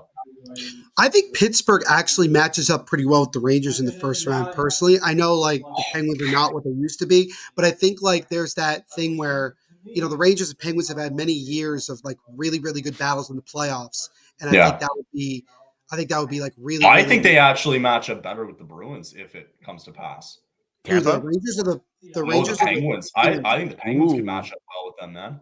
Oh yeah. Oh my God. Man. Peter just got a shorthanded break. Luke Hughes somehow was able to avoid giving up a 2-on-none on a shorthanded, which was pretty impressive. Mm-hmm. There was a knock on his defensive game previously, but that was a big block to not give that up. It's a huge block. Huge. Nolan Foote with a shot that rang off the post, nearly I saw tied him that. about a second of the game. Mhm. Devils did not score in that power play, so they are 1 for 2, and the Leafs still up 4-3 at the moment. As now the Devils come back in, Eric Holla trying to knock it down, but it's intercepted now by Edmonton, and now the Leafs will control. 5:45 to go in the second period. 2 goals in this period, both coming from the Leafs. Austin Matthews with his second of the night, goal 68. And then David Kemp with his 8th of the year. He made it 4-3. Is now Chris Tierney feeds it in front and just out of the reach of Shane Bowers there looking for a tap in. But I mean, overall, even though there's been a lot of goals, I think overall it's been a pretty good game. It's been exciting, at least. A lot of action. I would say this period went by very, very quick. Like there was not a whole lot of stoppage, and aside from the goals in the fight, but this has been a pretty quick 20 minutes. Update on the Florida side of things, guys. Florida leads 2-0 in their game. So, not good if you're a Leaf fan. Not good at all. Not good at all. Although you still, but if you still win the games, at least that's a positive sign. Right. You would still. But don't forget, you still have a game in hand too. Don't forget. For sure. Because Florida plays tonight. So, man, do you think it would change things? So, okay, 2 questions. I was going to mention one to Peter at the intermission, but I'll ask that afterwards. Do you think it changes things if the Leafs match up with the Panthers, which it seems like it's going that direction? Could be wrong. We'll see. Do you think if the Leafs get home ice advantage, if they find a way to get it with a game in hand here, that it changes things, like what we think of what's going to happen in that series? That's a really good question. I mean, if they played like they did in the home game about a week or so ago, if they played like they did yeah, I think home ice advantage could play a factor because then you set the tone early physically with Ryan Reeves. You see how Domi and Bertuzzi can get on the action as well. McCabe laying the body. You have guys that can set the tone. But I think it changes things too. Just real quick before you continue. Yeah. Like I think it changes things because it kind of messes with Florida a little bit because they were going along all year, like kind of thinking in the back of their minds, maybe fans were, but about having home ice, and now all of a sudden this happens. You don't. Like, like you don't all of a sudden. They got the mentality to try and adapt. So I think that's the main thing. But also I think with the Maple Leafs, even if they do start on the road, they set a record, I believe it was a franchise record for most away wins this season. So they have fared better on the road than they have at home. So do you take? I'm not saying it's a risk to take home ice advantage because home ice advantage does play a factor. If they get it, great. But if they start on the road, I have no issues with that at all. And if it does get into the Panthers' head, then maybe they're not as, mentally strong as we thought that they were, that they had that mentality. Because, like you said, one wrench could be thrown into the plan. It could change everything. I think home ice is such a vague term in the playoffs, right? Because if you're the road team and you take one game, you already brought it back home for home ice for 3 and 4, right? Knowing that you have, you could possibly see a game 6 in your future, right? I would rather I don't know, if I'm on a team, I don't know about you guys, wouldn't you want to be the road team going into game 1? And no pressure. No pressure at all. Yeah. No pressure. Bring it back home, and all you got to do is win one game. You don't have to win both. And also in that instance, the Maple Leafs won't be the favorite. There's a little bit of pressure on them last year because they did have home ice. They had the past failures the year before against Tampa Bay when they lost in 7. They had a good amount of pressure. Now you really don't have that. No, not all the attention is on you. Yeah, Neil, do you think it last year? Now that we're kind of having this conversation, do you think it would have made a difference if the Devils had home ice, quote unquote, against the Hurricanes in that second round last year, or do you think it was just too much of a mismatch against Carolina? Yeah. You know what I think the honest truth about it was from the Devils? I don't think it had anything to do with it that they started the series in Carolina. I think it was this. There's a couple of things. I think, first of all, you went through an emotional 7-game series against your hated rival where you went down 2-0 to start that series. And by the way, the first 2 games were in New Jersey. The Devils lost first 2 games at home and still won that series in 7. Mm-hmm. And the other thing was that it was a quick turnaround. Less than 48 hours after you had won Game 7, you were playing Game 1 against Carolina. So I think in that regard, it was just more of a thing where the Devils just did not have enough time to fully process and move on from that first round against the Rangers and then face off against Carolina. Also, you're a Devils team that hadn't been in the playoffs with that core yet. So you're learning. You're learning how to bring it every time. So I don't think it would have made much of a difference, honestly. I think they just ran into a better team, personally. Right. No, I agree. A more playoff-ready team than the Devils. The reason why it worked out so well in terms of offensively over time in that series against the Rangers was because the Rangers' defensive game plan was terrible. They allowed the Devils to use their speed and make plays. When you see that Carolina series, other than Game 3, Carolina just shut them down, started being physical, started really throwing their body around, and it disrupted the Devils. They couldn't respond to it. So that's the way. So I don't think it would have mattered. But I was going to bring up the Devils Rangers first round series. Even starting on the road is great because you could win one or win both games. But the challenge really is this: if you start the series on the road and you win one or two games, the big challenge is how do you respond once you go back home? That's what you got to do. Because that would be Sorry, go ahead. I was going to say, because you may think that the pressure would then be on the team that lost a game or two at home. It's not always that case. Then the pressure comes, all right, you did it on the road. Now you got to do it in front of your home crowd. Mm-hmm. So let me bring that back to Peter then, knowing that the Leafs could be on the road against Florida here in this first round if it all works out that way. Okay, you get the job done on the road. Now all of a sudden you go back 1-1. I mean, we saw what Florida did last year in the playoffs to you guys in Toronto, to be specific, because they didn't lose in Toronto last year. So maybe Neil has that point where it does become the pressure all of a sudden mounts on you guys to keep that home ice. Well, yeah. I mean, basically, again, when they basically won that fourth game, that was the one where maybe that if you lost that game, it's basically over. The fact that they won, it was a big stepping stone. Again, you go back to Toronto, you basically had a pretty good game. Again, every single goal was a bad defensive lapse. You can't let that happen again this time around because you know what Florida is capable of. I do agree that, if you do win on the road, there is that pressure and that expectation that, you know what? Yeah, we're starting to gain momentum. We can't lose focus and you can't lose sight of what's ahead. You got to play it like it's your last, like your season is on the line. You got to be desperate. You got to do everything right. And you saw that a bit of times. You didn't see that a bit of times. And if they're able to play for a consistent 60 minutes, this team can go far. And I think if they do beat whoever they face in the first round, be it Boston or Florida, I think maybe they match up better against Florida because there were a lot more close games and Toronto has the season edge over in their series, but regular season doesn't mean anything. Mm-hmm. If they go out and they play again, I always go back to that game against Florida where they just won. It kind of lost the advantage in the third period, but they played solid for 40 minutes. If they could put together a strong 60-minute effort, like the first 40 minutes in that Florida Panthers game, Florida can be in trouble. And if Toronto does that either at home and on the road, then everything's going to work out very well. So my second question that I was going to ask intermission was Matthews more than likely could get 70, right? How much pressure does this guy have going into the first round this year? Everything. He got No. He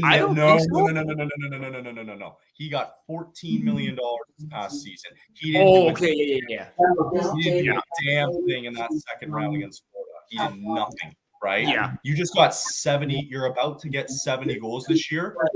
You better show up. You don't have a choice. You better show up. The thing is, I totally agree with that. I was probably thinking of something else or another question that you're going to ask about. That's okay. That's all good. If the 70 goal season is going to be a precursor of what's going to happen in the playoffs, I'd probably jump the gun there. But I do agree. Yeah, you got paid the big bucks. You're one of the highest paid players in the league. You got 70 goals.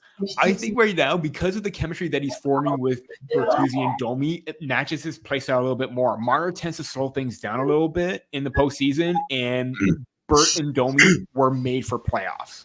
Right. Marner Matthews. Matthews is made for playoffs because he's got the size. I think that he can go in and be a dominant factor offensively more so now than he was the season before. I mean, Tampa Bay, everybody was clicking.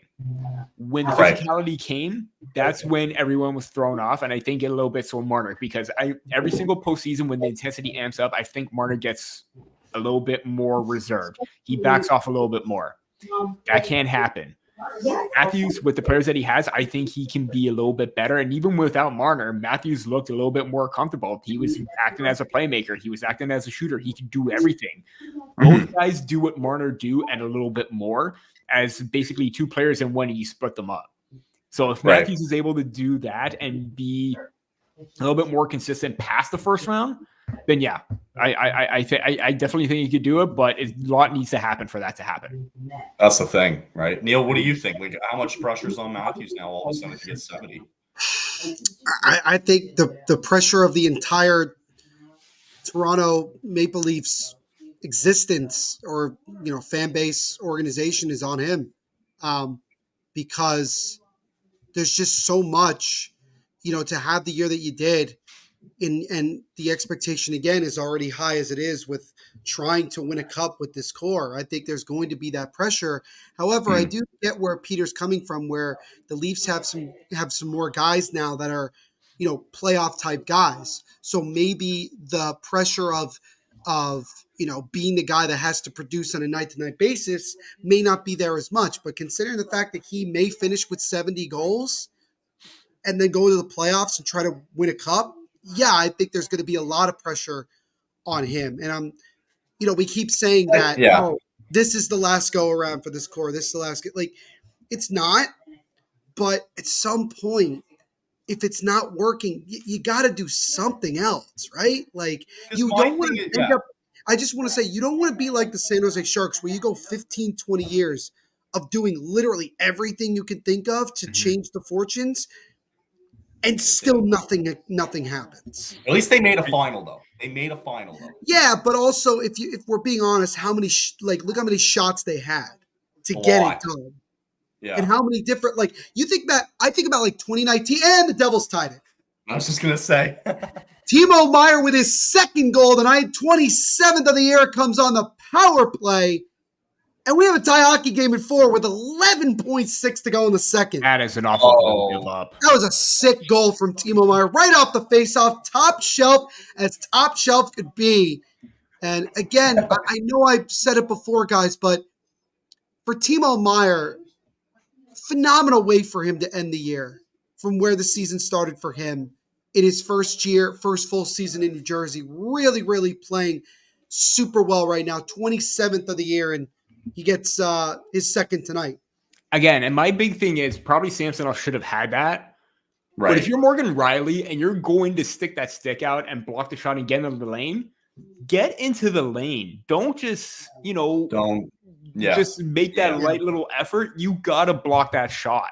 It's the same thing that happened with TJ Brody. If you're going to block it, none of this, I'm going to be scared and just say, wave the stick kind of thing. He's got to block that. And he was also a little bit delayed because that puck was going the other way and then it went back to Meier. But that just can't happen. That was also the perfect spot for Meier. Yeah.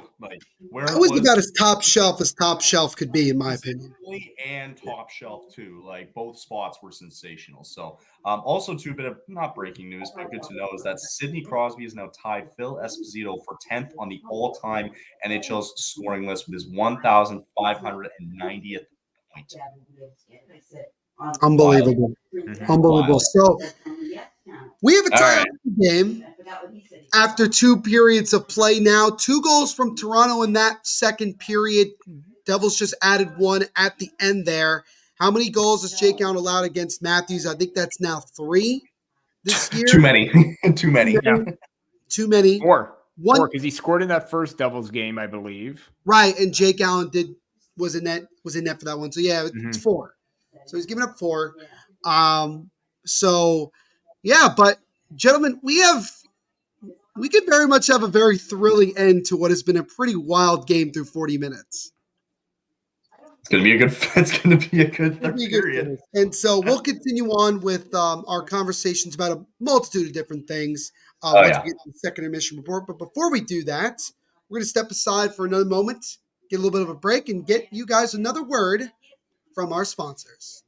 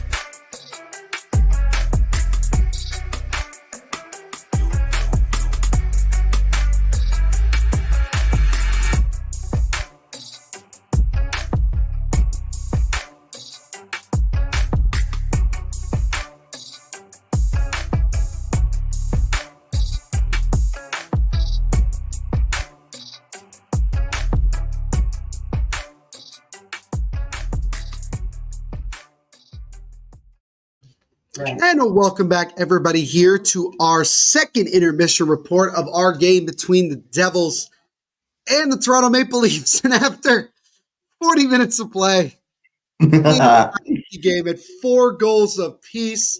The Leafs added 2 goals in that second period.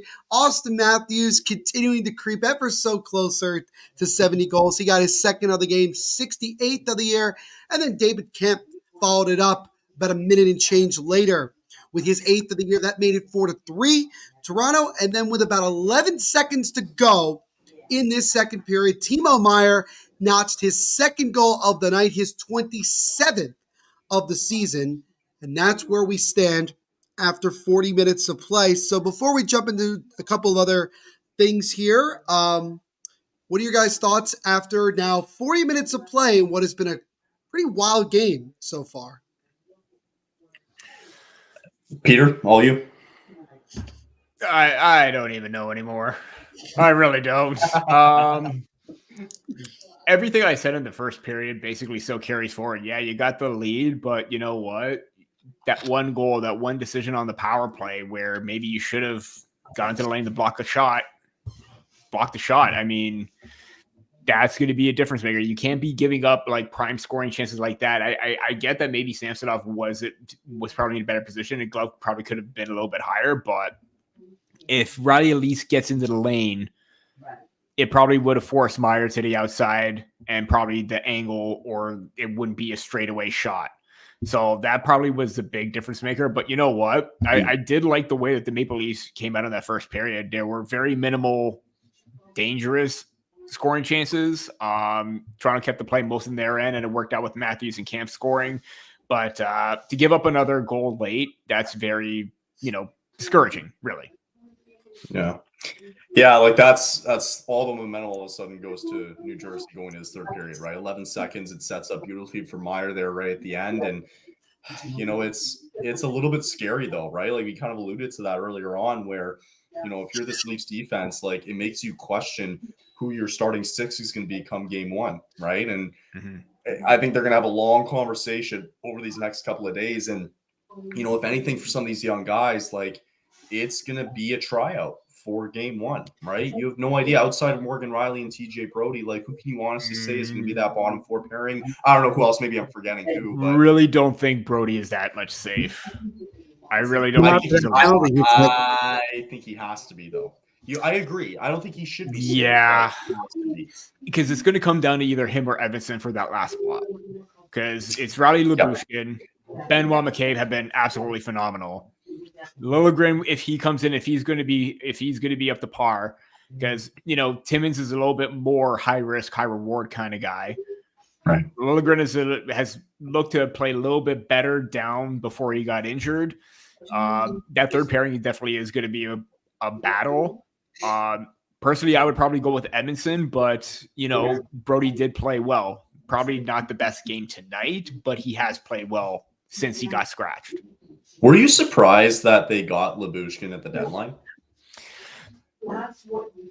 Kind of. Okay. They wanted big shutdown guys. Lyubushkin could do that. He's not the big point producer. They couldn't. If you're looking for a really solid top four two-way type of player, you're getting that in the offseason as a trade. Mm-hmm. You wanted to fill that spot. There's a familiarity between the two teams. It does make sense. I just thought maybe they probably could have gotten. And as soon as they fell out of the Chris Tanev situation, they had to find another option. And I think that was probably the next best option. And same with Joel Edmondson too. Again, left-hand shot, you need more of that right-hand side, but it was very limited. But he still brings the same aspects as Lyubushkin. Physicality, getting into the lanes, boxing players out. Both players have had their ups and their downs. Not denying that, but I think they do have that they do have that, playoff-like intensity, because even in 2021 or 2022, when the Maple Leafs played Tampa Bay, Lyubushkin and Riley were a very steady pairing. So maybe you could try and recreate that right now. Who knows? A bit of a surprise, but it made sense. It makes it so interesting though, right? Like, because then you have to, like, you've had all year though basically to figure out what it's going to look like come game one, right? And for them to not really have a sense of, okay, well, you're going to have Riley and Brody probably as your number one. Okay, all year one, McCabe number two, or like you mentioned, like it's been really good, but you go to your third line and now it's like it's anybody who can take that spot, right? But because game one and game two, it's important. I don't know if I'm getting blowback here, Neil, but your TV is loud. Sorry about that. That's okay. Anyway, like your third pairing is basically up for grabs, right? You can throw Brendan Smith on that third line, and you might have a better outcome. I think you just broke him right now. What do you think, Neil? Like, I mean, I know you guys have talked offensively all year too, but like, yeah. So I would say from the Leafs perspective, like, I would have said like goaltending would have been my biggest question mark, but I do agree that like the defensive core is what's concerning to me, especially watching tonight. Because I don't put a ton of stock and blame into Samsonov just like having a bad game. I look at it more of just the fact that there's a lot of defensive breakdowns that are leading to these goals. You mentioned, I don't know which one he meant. I think it might have been you, Kyle, on that last goal that Timo Meier scored.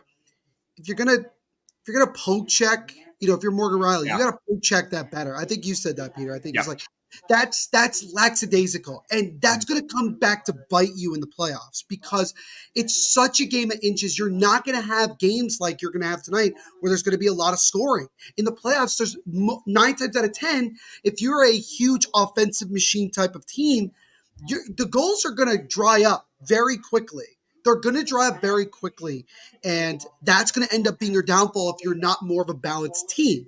And that's the way I look at it. So Sheldon Keefe over the rest of this game and moving forward is going to have to make some really, really tough decisions in terms of what is the 6 guys that he is going to feel the most confident with going into the playoffs in terms of locking it down on the back end. Because I think Ilya Samsonov has pretty much established himself as the guy going into the playoffs. I think that's the way that they're going to go personally.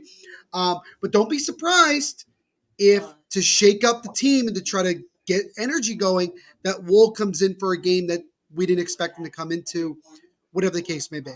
I'm so glad, Kyle, that you brought this up and talk about it from New Jersey's perspective with the defensive core. First of all, the Devils' defensive core is not what it was last year. Losing guys like Damon Severson and Ryan Graves ended up being a bigger problem than we all originally thought it was going to be. And relying on 2 rookie defensemen, Luke Hughes and Simo Nemitz, to play top-level minutes was a disaster from the start. It was going to be a disaster. The Devils did not address adding a veteran defenseman or 2 in the offseason to fill that void that Graves and Severson left. That's what I expect the Devils to look for. A shutdown defensive defenseman, whoever that might be in the offseason. But there's been so many times where it wasn't the goaltending per se that was killing the Devils. It was defensive breakdowns, just giving up easy plays. Even tonight, look at tonight as an example. Peter, you brought it up. You can't leave Austin Matthews that wide open in the slot. Yes. 9 times out of 10, he's going to bury him. Bad mistake. Totally. You can't leave William Nylander. Granted, it was a power play, and the Devils were just shorthanded. But you can't leave William Nylander like that.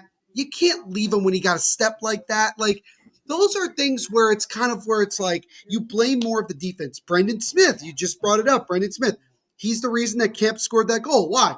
Because of a dumb play where you have too many guys jammed up in the corner. He's trying to dump it. There's nobody there because you're all stacked up on one side. And of course, Kemp is wide open down low to score that goal because there's no pressure there. So the big thing is that it's not always fully on the goaltender why goals happen. There's many times, like we've seen several times tonight, where really if the defensive structure was better, that goal doesn't happen. That goal just doesn't happen. So that's someone's there. Yeah. Yeah. A guy like Pietrangelo wouldn't let that happen. No. Yeah. No. Just wouldn't happen. Little trivia here, just to get away from trivia. We haven't done trivia tonight, Kyle. Just realized we haven't done trivia. I'm just seeing this right now. So I'll mention the account later, but Max Domi has 116 penalty minutes of the season. Okay. Max will be the first first Domi to lead the Leafs in penalty minutes since Ty had 2008. 208 in 2003, 2004. Wow. So what's the trivia? That was no. I don't think he was asking a question. I think he was. It wasn't the answer to the trivia. Sorry, not trivia, but fun fact. Fun fact. Sorry, I kind of misled everyone there. That was from Terry Koshin. You liar! I was about to be like. I have to admit, I did. That was poor choice of words. I led you on. I am sorry. But yeah, no, it's interesting to see that because who would have thought that we would see a Domi lead the Leafs in penalty minutes again? It's just absolutely hilarious at this point. Exactly. I mean, how do you think he's going to play come playoff time? Like he's playing right now. You think? Yeah. Yeah. I again, defensive woes aside, he has been one of the first players always on the attack, along with Bertuzzi. He's got the speed. I'm thinking he's been a better playmaker than Mitch Marner at this point. or Austin Matthews. And that's a big, bold statement considering how well Marner has played with Matthews over the past. But like I said, Domi is built for the playoffs. He had a great playoff performance last year with Dallas, where maybe he didn't have the best regular season, picked it up when it matters most. Picking it up when it matters most now, heading into the postseason, and same with Bertuzzi right now. So if they're able to get on that top line level, both Bert, but also namely Domi, can have a big impact. Right. There's a lot of keys for this team come playoff time, right? Like, you need your big boys to step up. You need your bottom six to step up tonight, right? But I mean, like, in general, yeah, you need everybody to step up on this team. But, like, more importantly, like what's more important for? I mean, and maybe Peter can answer this, but it's like, what's more important? Like, do you need your big stars to step up come playoff time, or what's more important? You need your bottom six and your defense to start playing like a defense. Like, what do you value more? Because, like, and even goaltending too. Like, that's, I mean, what's going to happen with Samsonov come playoff time? Like, I guess my question to you is, what do you value more come playoff time with this team? Again, the balance. Like you said, your big boys need to step up. You also need your depth scoring to step up. You need everything. You need everything. Defense, goaltending, it's got to be a collective effort. That's how Florida got through to the Stanley Cup Finals when nobody had them as, a real threat. It's the same thing happened with Colorado, Tampa Bay. They all have players that could step up in big moments. Toronto needs all that to happen right now, and you're seeing glimpses of that right now. And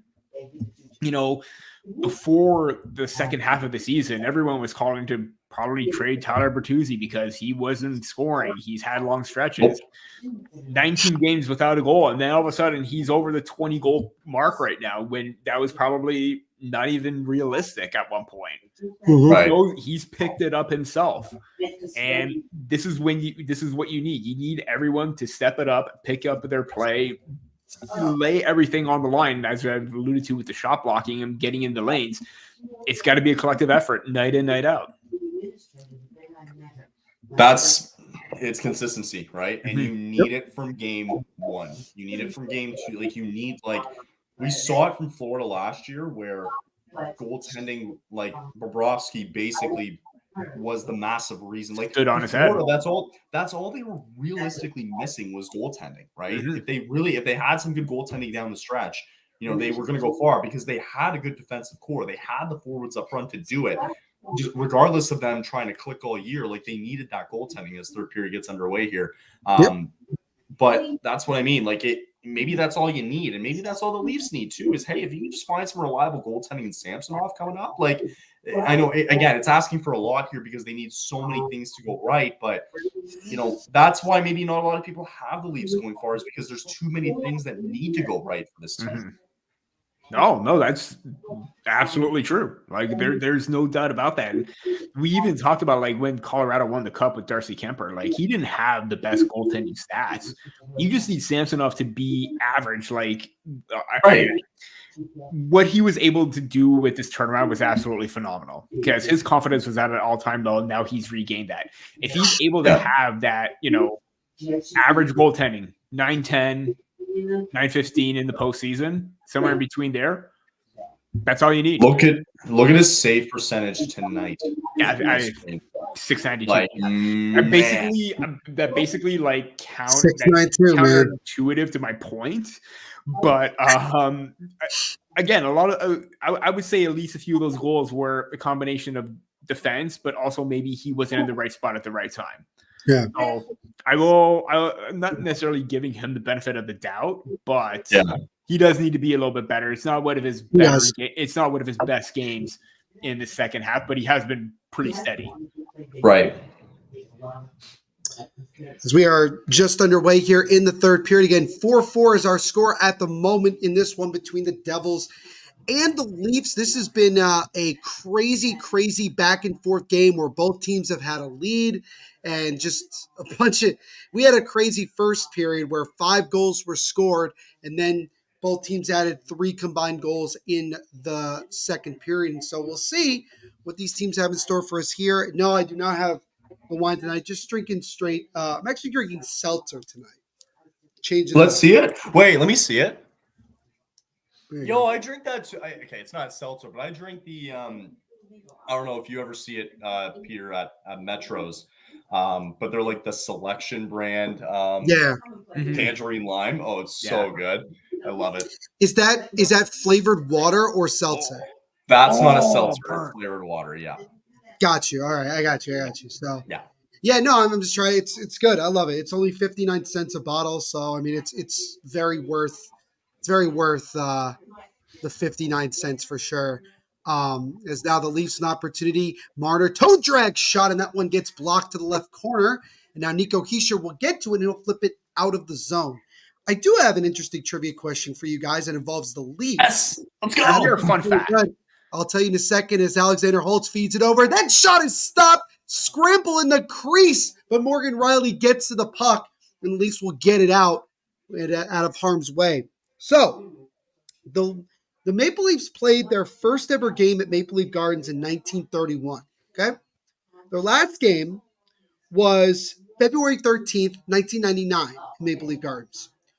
Who in both games did the Leafs play? And then I'll add in a second question to that. Who scored the last goal in Maple Leaf Gardens? They played Chicago. God. So I think Peter might have it. They did. I know they played Chicago in the final game. First game, I don't know, but I know they played Chicago in the final game. Okay. Okay. All right. As for the final goal, can you repeat it? Sorry, Peter. Can Sure. you repeat that goal? Sure. So the Leafs' first game. Let's put it this way: who were the teams that, or who did the Maple Leafs face in their first game and their last game at Maple Leaf Gardens, and who scored the last goal in Maple Leaf Gardens history? Okay. First game, I'm probably gonna. You only have probably 5 other options at that point, right? So it's one out of 5. It's 5. Yeah. It's not. So in order, I'm gonna go of what I think of my gut. So definitely Chicago is the final game. Okay. I like that.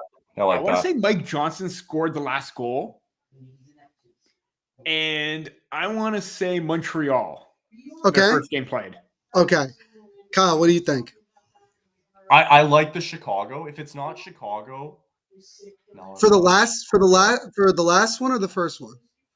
Last game. First game. Got to be Montreal first game. Okay, and who scored last game? Chicago. Okay. What did you say, Peter? I said Mike Johnson. Mike Johnson. What year was it when the last game? What year? 99. 1999. February 13th. Was Gilmore on the team still? Oof. That would be my guess. I would have said Gilmore.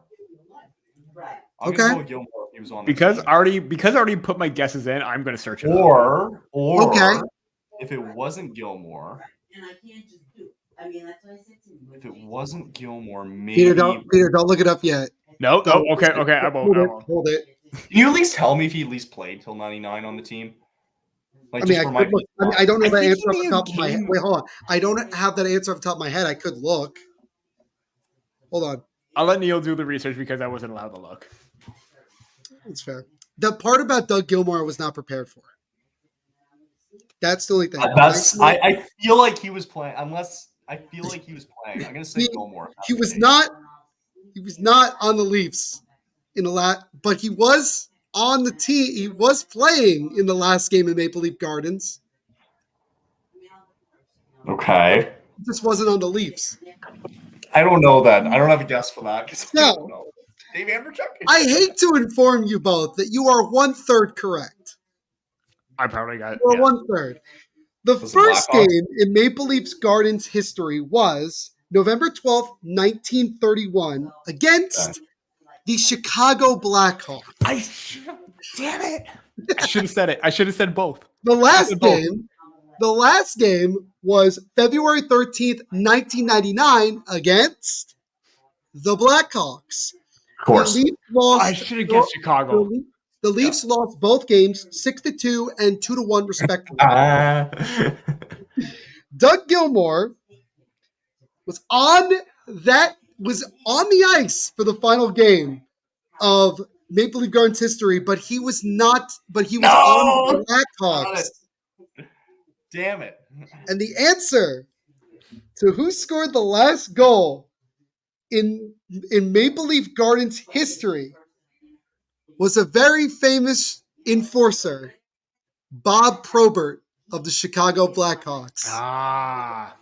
See, I thought it was last Notice goal for that I the didn't Leafs. say who was the last Leaf. That's before where I the got. goal. That was the way you. That's also tricky. The way that you Tricky. worded who was the first and last opponent to play at Maple Leaf Gardens. I kind of thought that was where you were going, that they were going to be the same, and I'm like, was it Chicago both times? I know for sure Chicago last time. All right. So, I should. I thought that was Chicago good. Shout out to the hockey writers, by the way, for this this trivia question. I combined 2 trivia questions together and made it one. Yeah. So we have a break in the action, by the way. We haven't had a goal in this period yet. I hope the Leafs lose. Ouch. Ouch. Jeez. What can I say, Peter? I hate them. Okay, so here's the thing. I may have another one. Yeah, let's go. I may have another one. I will go this through. Who was the first Maple Leaf or the last Maple Leaf to score at? Oh God, I don't know. Was it Dave Amberchuk? What? I don't even think he was on the team at that point. Oh, Was it? Oh, wait. I have a Devils trivia question. Which Devil had the most points in a season in which they didn't make the playoffs? Go really quickly. Just take a guess. Most points. Oh God. Just take a guess. Scott Gomez. Okay, Scott Gomez. Kyle? What are you saying? One of the Scott Niedermayer, maybe. Okay, give me a second. It's coming up. It's on the TV, so that's why I brought it up. Really quick. So we had it. So it was a quick one. Sean McLean in 1988-89 had 87 points. The Devils didn't make the playoffs. Wow. So there you go. So Yep, I'm sorry about that one because I should have, I didn't see it earlier in the broadcast. So I apologize. We got to quickly get our guesses in. So, but honestly, no, both of those, not bad guesses, honestly. Okay. Not bad guesses at all. And the reason they brought that up is because Jesper Bratt has 80 points now on the year. Okay. He's not going to, unless he goes on a tear down the stretch, he's going to finish with the second most points. What was the answer to yours, Peter? Last goal at Maple Leaf Gardens. I guess Wendell Clark. That was my guess. That's a good guess. It was Derek King. What?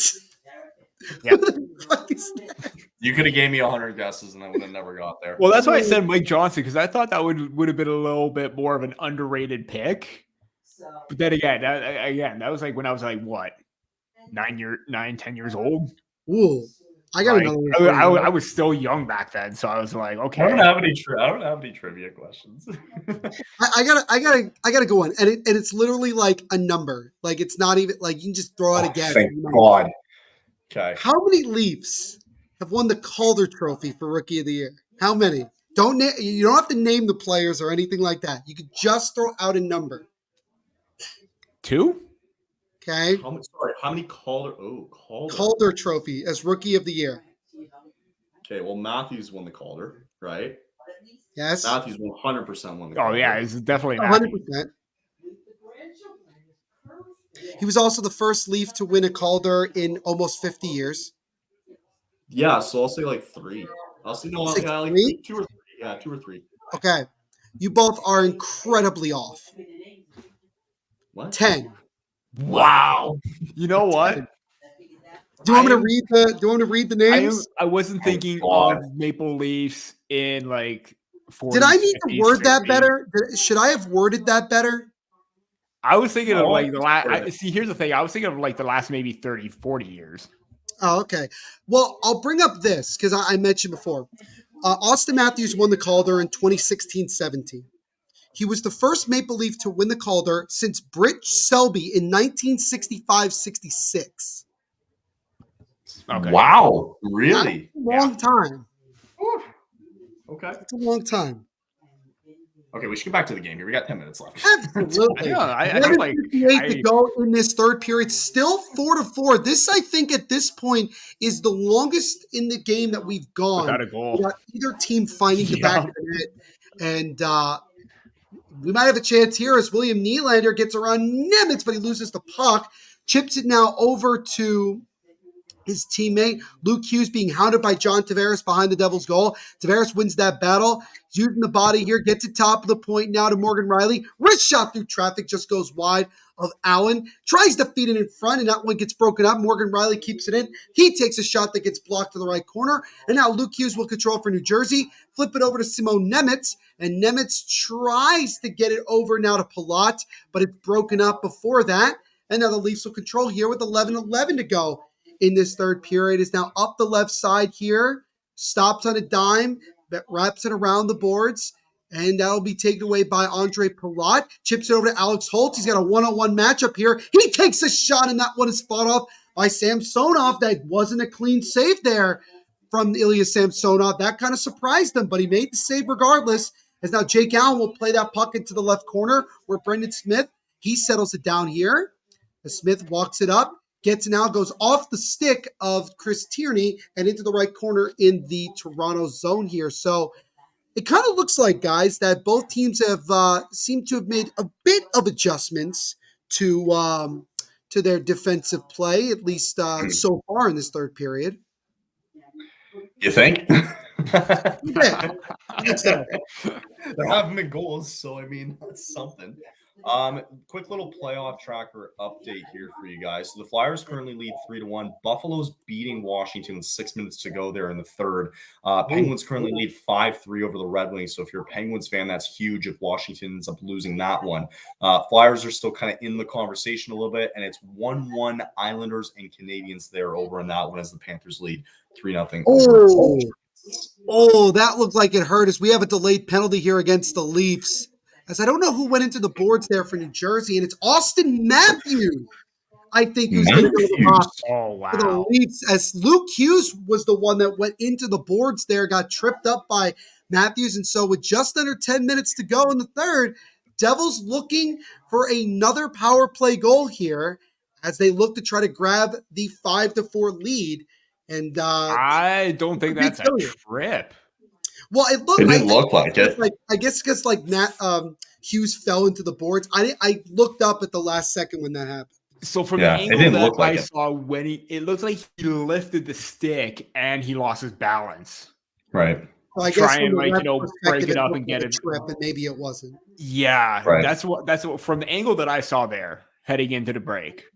Mm-hmm. I was going to ask, do you think Hughes sold it, or do you think he just simply fell? He just lost his balance and went. I think it was just lost balance. Same. Yeah. I don't think you plan on going hard into the boards. Going hard face first into the boards. Yeah, that's absolutely. There's no way of selling really that. difficult to do. Plan all along to go. And we also know Matthews.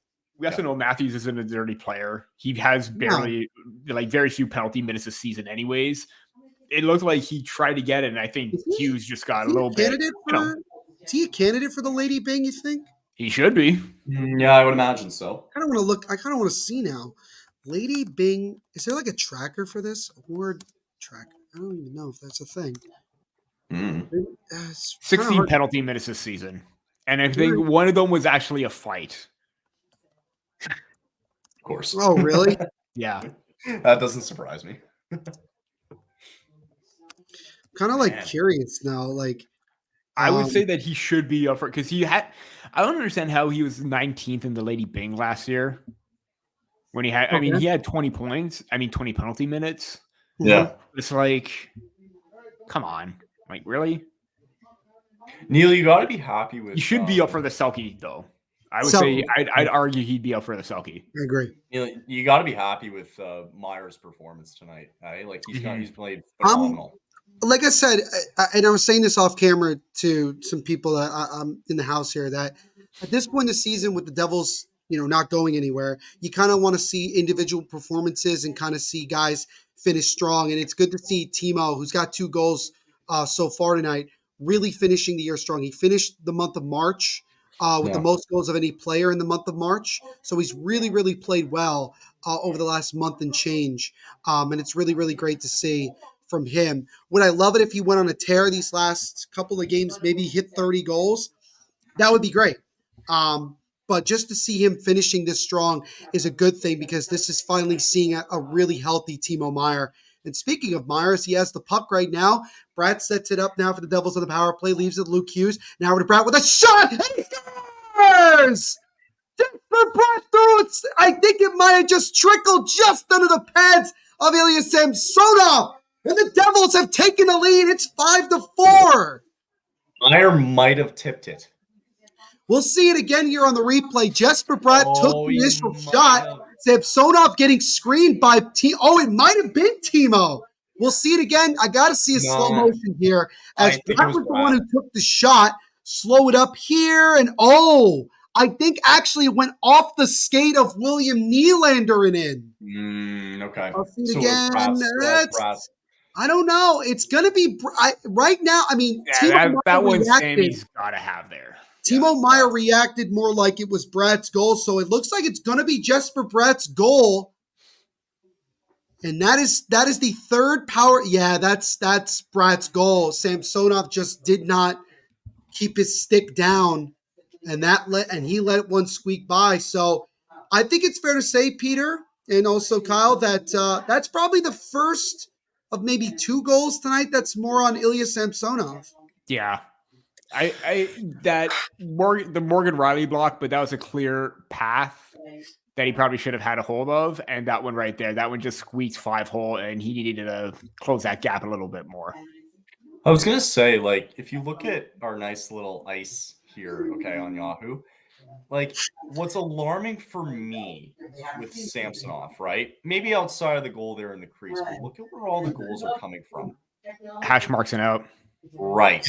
Mm-hmm. That's something to be alarmed about, right? These aren't garbage goals you're finding in front of the net. These are clear chances that you have at the hash marks. And when it updates, it's going to be the same thing again. Despite the skate being tipped off of Nylander and in, it's still a hash mark goal there again. That's 4 goals there from the hash marks that go in.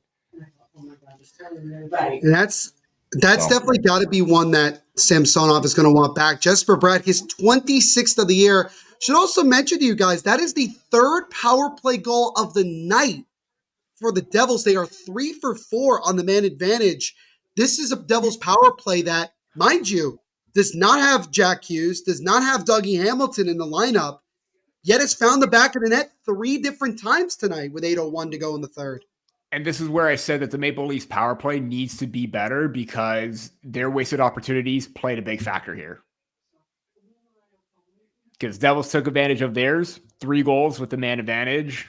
Toronto, I think they were 0 for 2. Absolutely. I think so. Yeah.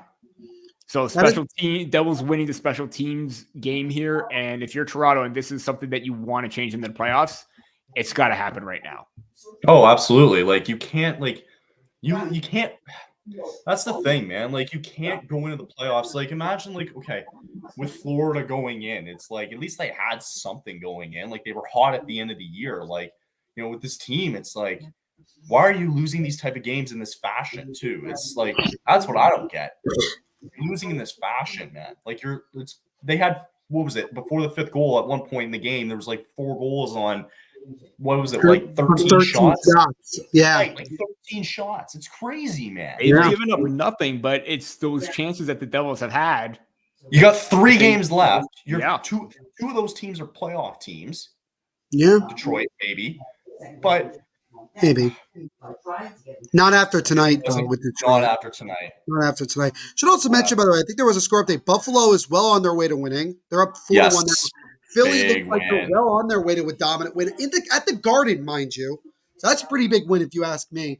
For the Flyers to keep what little playoff hopes you might have. But in our game here, Jesper Bratt with the goal, Timo Meier and Luke Hughes with assists on that one. So Timo Meier a 3.9. I think Jesper Bratt also a 3.9, or at least has 2 points tonight. Right. For the Devils, for the most part, it's been the top guys that they still have playing that are stepping up. And it's one of those nights for New Jersey where they're just taking advantage of what the Leafs are giving them. They're just pouncing on the opportunities. And I think if you're a Devils fan, you look at a game like tonight and you say, look at this, look at what the Devils are capable of doing, even when they're not at full strength. If everything is going the way that it was going last year and what it can be, look at how dangerous this team is, especially offensively. And I think that's where you got to look at. And it showcases how it's going to be an important offseason too, right? Like for the Devils, you can't sit still. Wow, what a shot through the legs by Mitch Marner. And he takes another shot, and that one is stopped and covered by Jake Allen with 7:13 to go. And that might be the most active since the first period I've seen Mitch Marner. He's kind of gone quiet over the last 40-ish minutes of this one. That's the problem with Mitch Marner. He's very hot and cold. He's very hot and cold. He goes invisible, and then he makes plays like that. But, that's a low, you go between your legs. There's no way that's getting in. That's going through. You're making all these high-risk, high-fancy plays or, between-the-leg moves that's not going to amount to anything. What good does that do? If you basically just had a normal shot on that and you picked the corner and you didn't wait it out and had to take that extra second, that could have been in the back of the net. That could have been a difference maker. And again, this is where Maple Leaf fans are starting to become divided on Mitch Marner right now because he's been very wildly inconsistent for them in regards to consistency. And if they need someone to have a big playoffs, it's more so Austin Matthews, it's Mitch Marner. Yeah. Because if you're the cold one, you talk about change. He's one player that I think that you need to move on from. Well, they were asking Elliot Freeman at the intermission whether or not they should keep Matthews and Marner on the same line together. And I think Freeman was being no, it's not working. Why would it work? Why would you want to keep doing it? Yeah.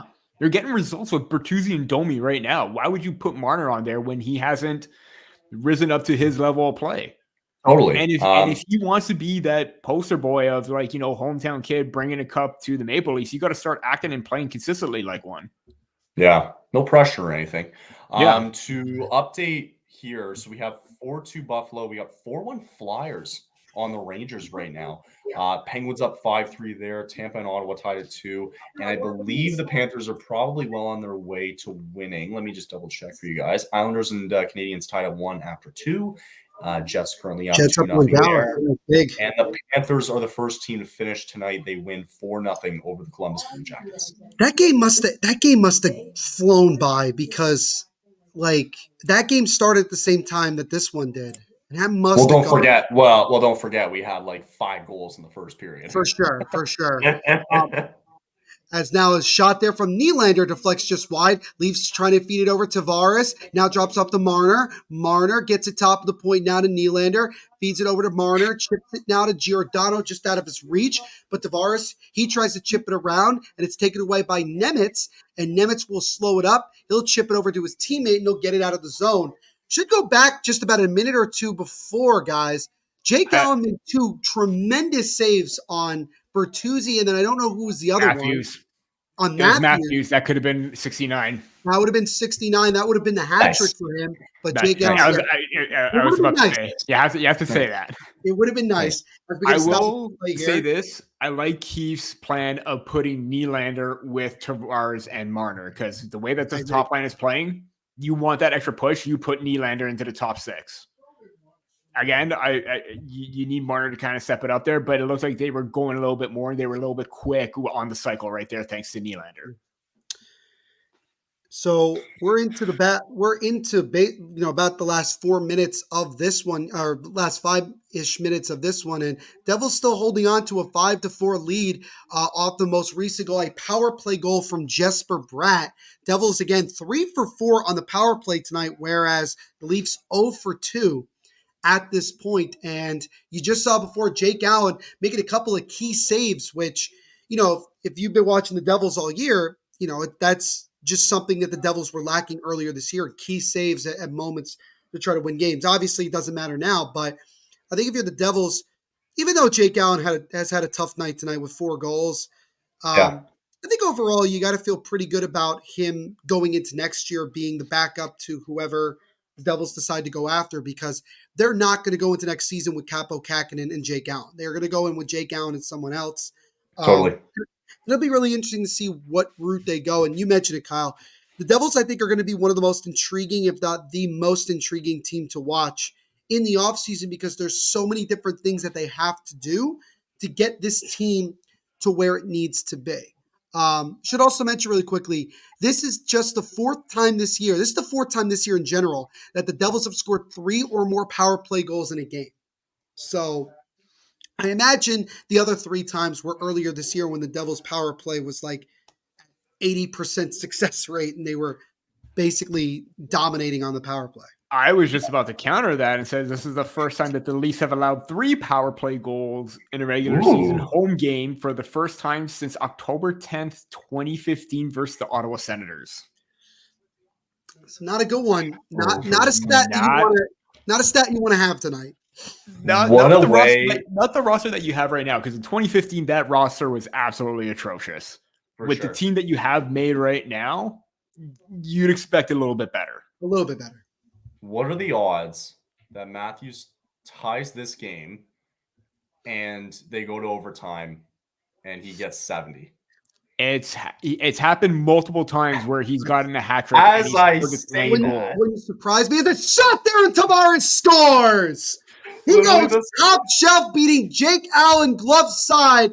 And with 4:47 to go, it is tied once again. It's 5-5. Who needs Austin Matthews? Who needs Austin Matthews? Yeah, who's Austin Matthews, and why is he not John Tavares? Tavares having himself a game tonight. You know what? For all the hate that Tavares continues to get hate in Leafs Nation, well, not necessarily all the fans, but obviously you're going to have the fans that are just clueless as to what everything's going on. He not the best season for Tavares, but he has stepped it up, and when he's called upon, he's a factor, and he's been called out multiple times by Sheldon Keefe. Everyone is saying, he's not worth the contract. He's not worth the $11 million right now. Well, you have to remember that he signed this when he was 27, 28. That was still a few years ago. Obviously, it's not looking good right now. But $11 million, 60 points, obviously not the best, but to still get 60 points in what is considered an off year, that to me is really, really good. And obviously when his contract is up, he is not going to get this money again. And I think he's going to stay in Toronto, but I think he's going to take that Ryan O'Reilly contract, 4.5, because the star players are going to be the ones getting paid. And I think that for what he's able to do right now, despite the contract still looming over him, I think he's handled it very well. Absolutely. And you look at a game like tonight and you just kind of say to yourself that it's one of those nights where no matter what you try to change, like the goals are going to come. As John Tavares is second tonight, 26th of the year. Morgan Riley and Mitch Marner with assists on that one. And boys, I think I feel like it's still too early to say, but it feels like right now the way this game's going, we might be in for overtime in this one. I'm getting my charger, sorry. That's okay. You're fine. You're totally fine. As you got 3:08 to go here, and Kyle, it is really funny how you were just like seconds before, after. I literally also an update right now for Detroit Pittsburgh. I know it says 5-5, but Lucas Raymond hat trick. Wow, Lucas Raymond hat trick. What a game in that one! But this one's better. Let's call it like it is, boys. Okay. This one's better because it's the one we're covering. I'll second that. Yeah, right. As you know, what's funny is that we have about 2 or 3. We have 3 different guys right now that are on hat trick watch. 3 different guys, all who could get a hat trick in this game. You got Tavares, you got Matthews, and you got Jesper Bratt. Timo Meier. And none of them are going to get the game-winning goal. It's going to be like somebody's fourth liner. Also, guys, Montreal is now beating the New York Islanders 2-1. Ooh. Guys, I'll predict it right now. Montreal, the Islanders are going to tie it late and then lose in overtime and get yet another point that, in overtime on a shootout. Speaking of overtime, I'm hoping we get one here. Oh, God. Let's see, minute 53 and ticking to go in the third. John Tavares, he gets crunched. Well, he almost got crunched. Instead, Brendan Smith is the one that falls down. Peter, how many times? I was just about to ask you, how many games have we done that have gone to overtime? Flames, Coyotes, Chicago? I think, or no, the Canadiens. Montreal, beginning of the season. Like 3 or 4 times we've done this. Every single time I think we've done this, they've gone to overtime. Mm-hmm. If you want extra time, just get us on, Let's go. Oh, God, I can't wait for the playoffs, but it's going to be like, 4 or 5 overtimes. It's like 2 o'clock in the morning. Then we're going to find out if we're a curse. Oh, God. I can say right now I need to soundproof my area because my family would probably destroy me if I yell at the top of my lungs that late at night. Yeah. I would die. I would pay to see that. That'd be funny. Kyle's learned from my goal calls to make sure his volume's not too loud in certain situations, because I've blown his ear a couple of times over time. Is now Jesper Brett with a shot. He scores. Jesper Brett somehow got it past Samsonov, and the Devils have taken the lead again with a minute 14 to go. I think the Leafs will tie it. Shut up. It's Austin Matthews too. Watch. I'm telling you. Your prediction's still going to happen. It's Jesper Bratt sniped one past Samsonov just before the net dislodged there. As I see it again here on the replay, he comes up the side here, gets around Edmonton, takes a shot, and he goes top shelf. Nice little screen there from Andre Palat as he was coming through. And it might have hit off of Andre Palat. This might be Palat's goals. We'll see it again. Nope. It bounced off Samsonov's sticking in. It sticks. So but again, Peter, bad goal. Goal again. Yeah. Wow. I don't get it. Boys, what a game in general that we've had here tonight for Rick. What a game, man. I mean, it's also a good one out there in Pittsburgh too, it looks like. So. Oh, for sure. Man, you okay, Peter? You doing okay? I mean, hey, at least he's going. I got nothing. I have nothing to lose right now. How much you win? Here's another funny thing. If the Devils win, they actually win the season series against the Leafs, winning both games in Toronto. They're gonna tie this game, though. You watch. They're gonna tie this game. Just give it a second. It's so dumb.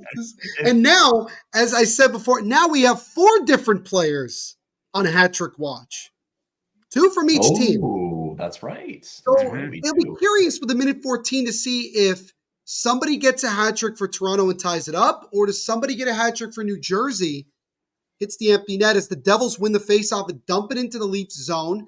No icing here as we have 1 minute to go in this one, as now Samsonov closely, and he is going off, as now the Leafs will go for the extra skater here, looking to try to tie it. Oh, boy. The puck comes out in front to Matthews, and that shot just goes wide. Devils trying to get it out. John Marino feeds it over just out of the reach of Palat. That drive there does not get through. Tavares goes down, and we have a penalty here against the Devils. It's a tripping call, and it's going to be Jonas Siegenthaler to the box with 42.3 to go. And now the Leafs will have a 6-on-4 man advantage. They need to take advantage of this. With a chance to tie it at 6 and try to force overtime. It's actually Andre Palat that's going to go to the box on a trip on John Tavares. So now it's put up or shut up time if you're Toronto. Uh-oh. Kyle, are you that far in front? Well, no, I mean, yeah, I am. Listen, Neil, whenever we do these things, I'm always behind you, okay? Yeah, this is like the one time that you're not. This is really funny. As the Leafs win the face-off here and look to set up with 35 seconds to go. Nylander over there, feeds it in front, just wide of Allen. And now Nico Hischier, he'll backhand it out of the zone. So that goes all the way down. No icing here as now Nylander traces back. 25 seconds to go. Leafs have to hurry up the ice. Nylander, he gets around Holla, tries to beat it over. Tavares knocks it down. He still controls it. Over to Marner. Marner now still with it. 13 seconds to go. Feeds in front to Riley. Puck is loose. Tavares gets it. Backhands it in front. John Marino gets it to the left corner. 5 seconds to go. Holla around the boards. Puck is still loose. 2 seconds, 1, and that will do it. As the Devils hold on as that last shot hit the post, but the Devils have held on for a 6-5 win over the Toronto Maple Leafs as they finish the season series, winning 2 out of the 3 games, both wins in Toronto.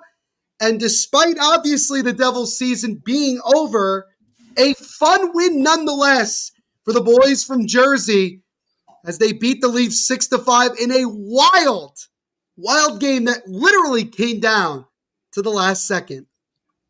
So this pretty much solidifies the Leafs as number 3. Yeah. Right?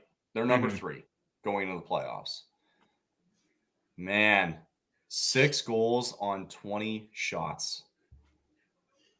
Like, it's pretty freaking bad. I can't imagine Steve being very happy tonight. Like, there's no man. You're right. I am not very happy with that performance. That was absolutely atrocious. I mean, and this is what I said at the beginning of the game.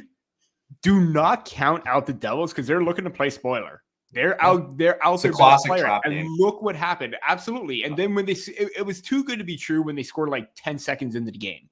Yeah. That was a bad goal given up by Jake Allen. And then as soon as you saw Ilya Samsonov give up that goal, but then again, no one cleared that puck out, then you can blame that one on defense. I think the first 2 you can blame on defense because no one cleared that puck out and Gio basically coughed the puck up. Right. After that, it was kind of that combination. Defense not blocking shots, but also Sammy not being in position and getting the stop when he needed to. I hope that's just a bad game because that's what everyone is hoping to, but that was an awful game from top to bottom, both defensively. If I'm Sheldon, you talk about teams wanting to burn the tape after a loss like that. You cannot burn a tape like that. You got to ingrain it into their heads that they are pros. They played this game for a long time. That losses like that are just not acceptable, especially for Toronto. Because you're heading into the playoffs.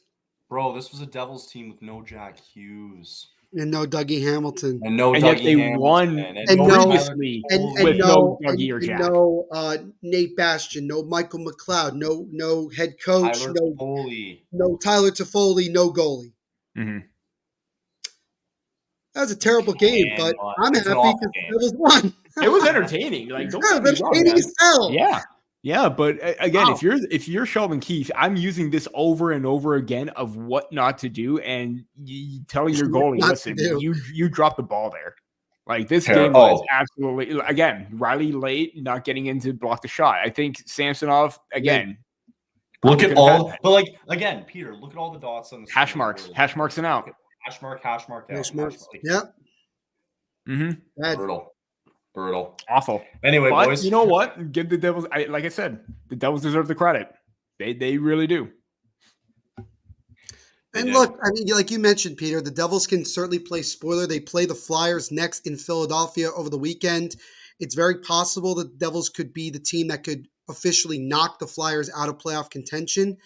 And who knows where the Islanders will be next Monday in the season finale and also the last home game of the year.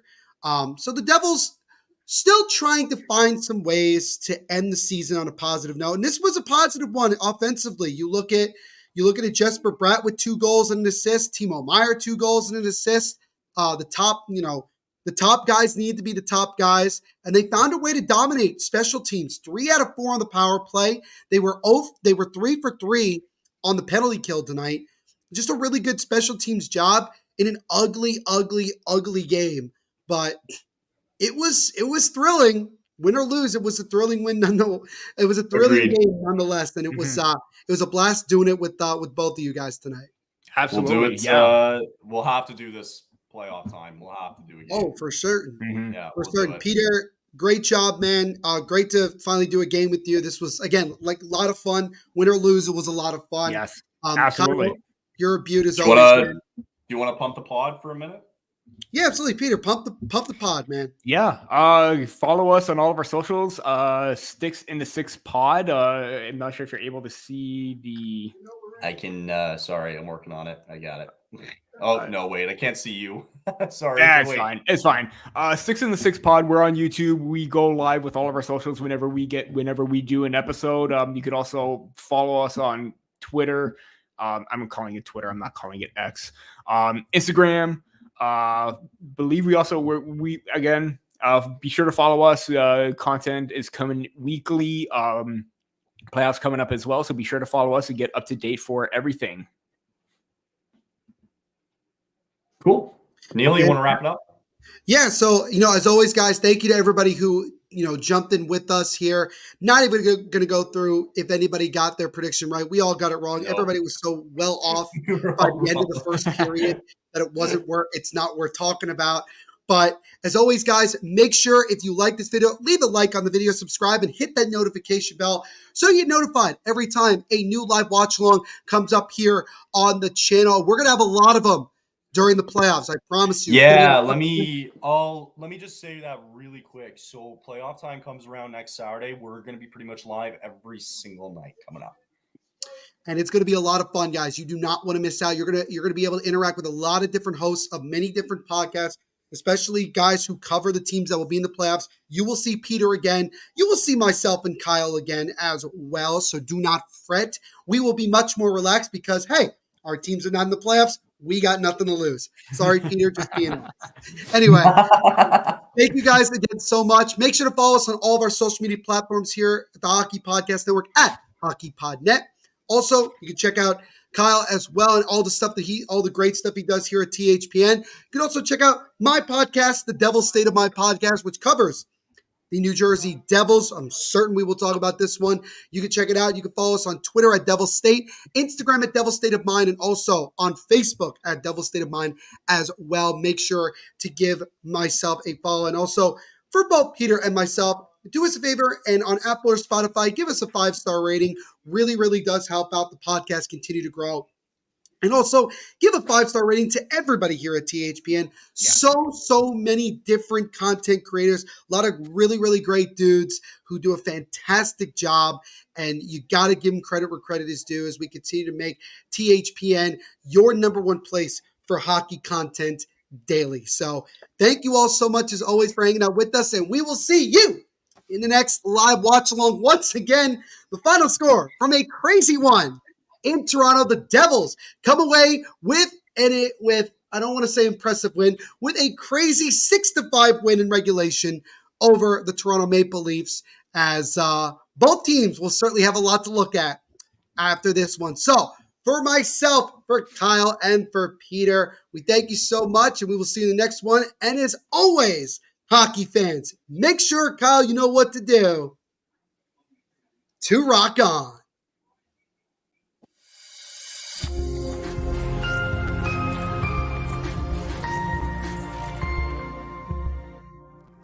Say something.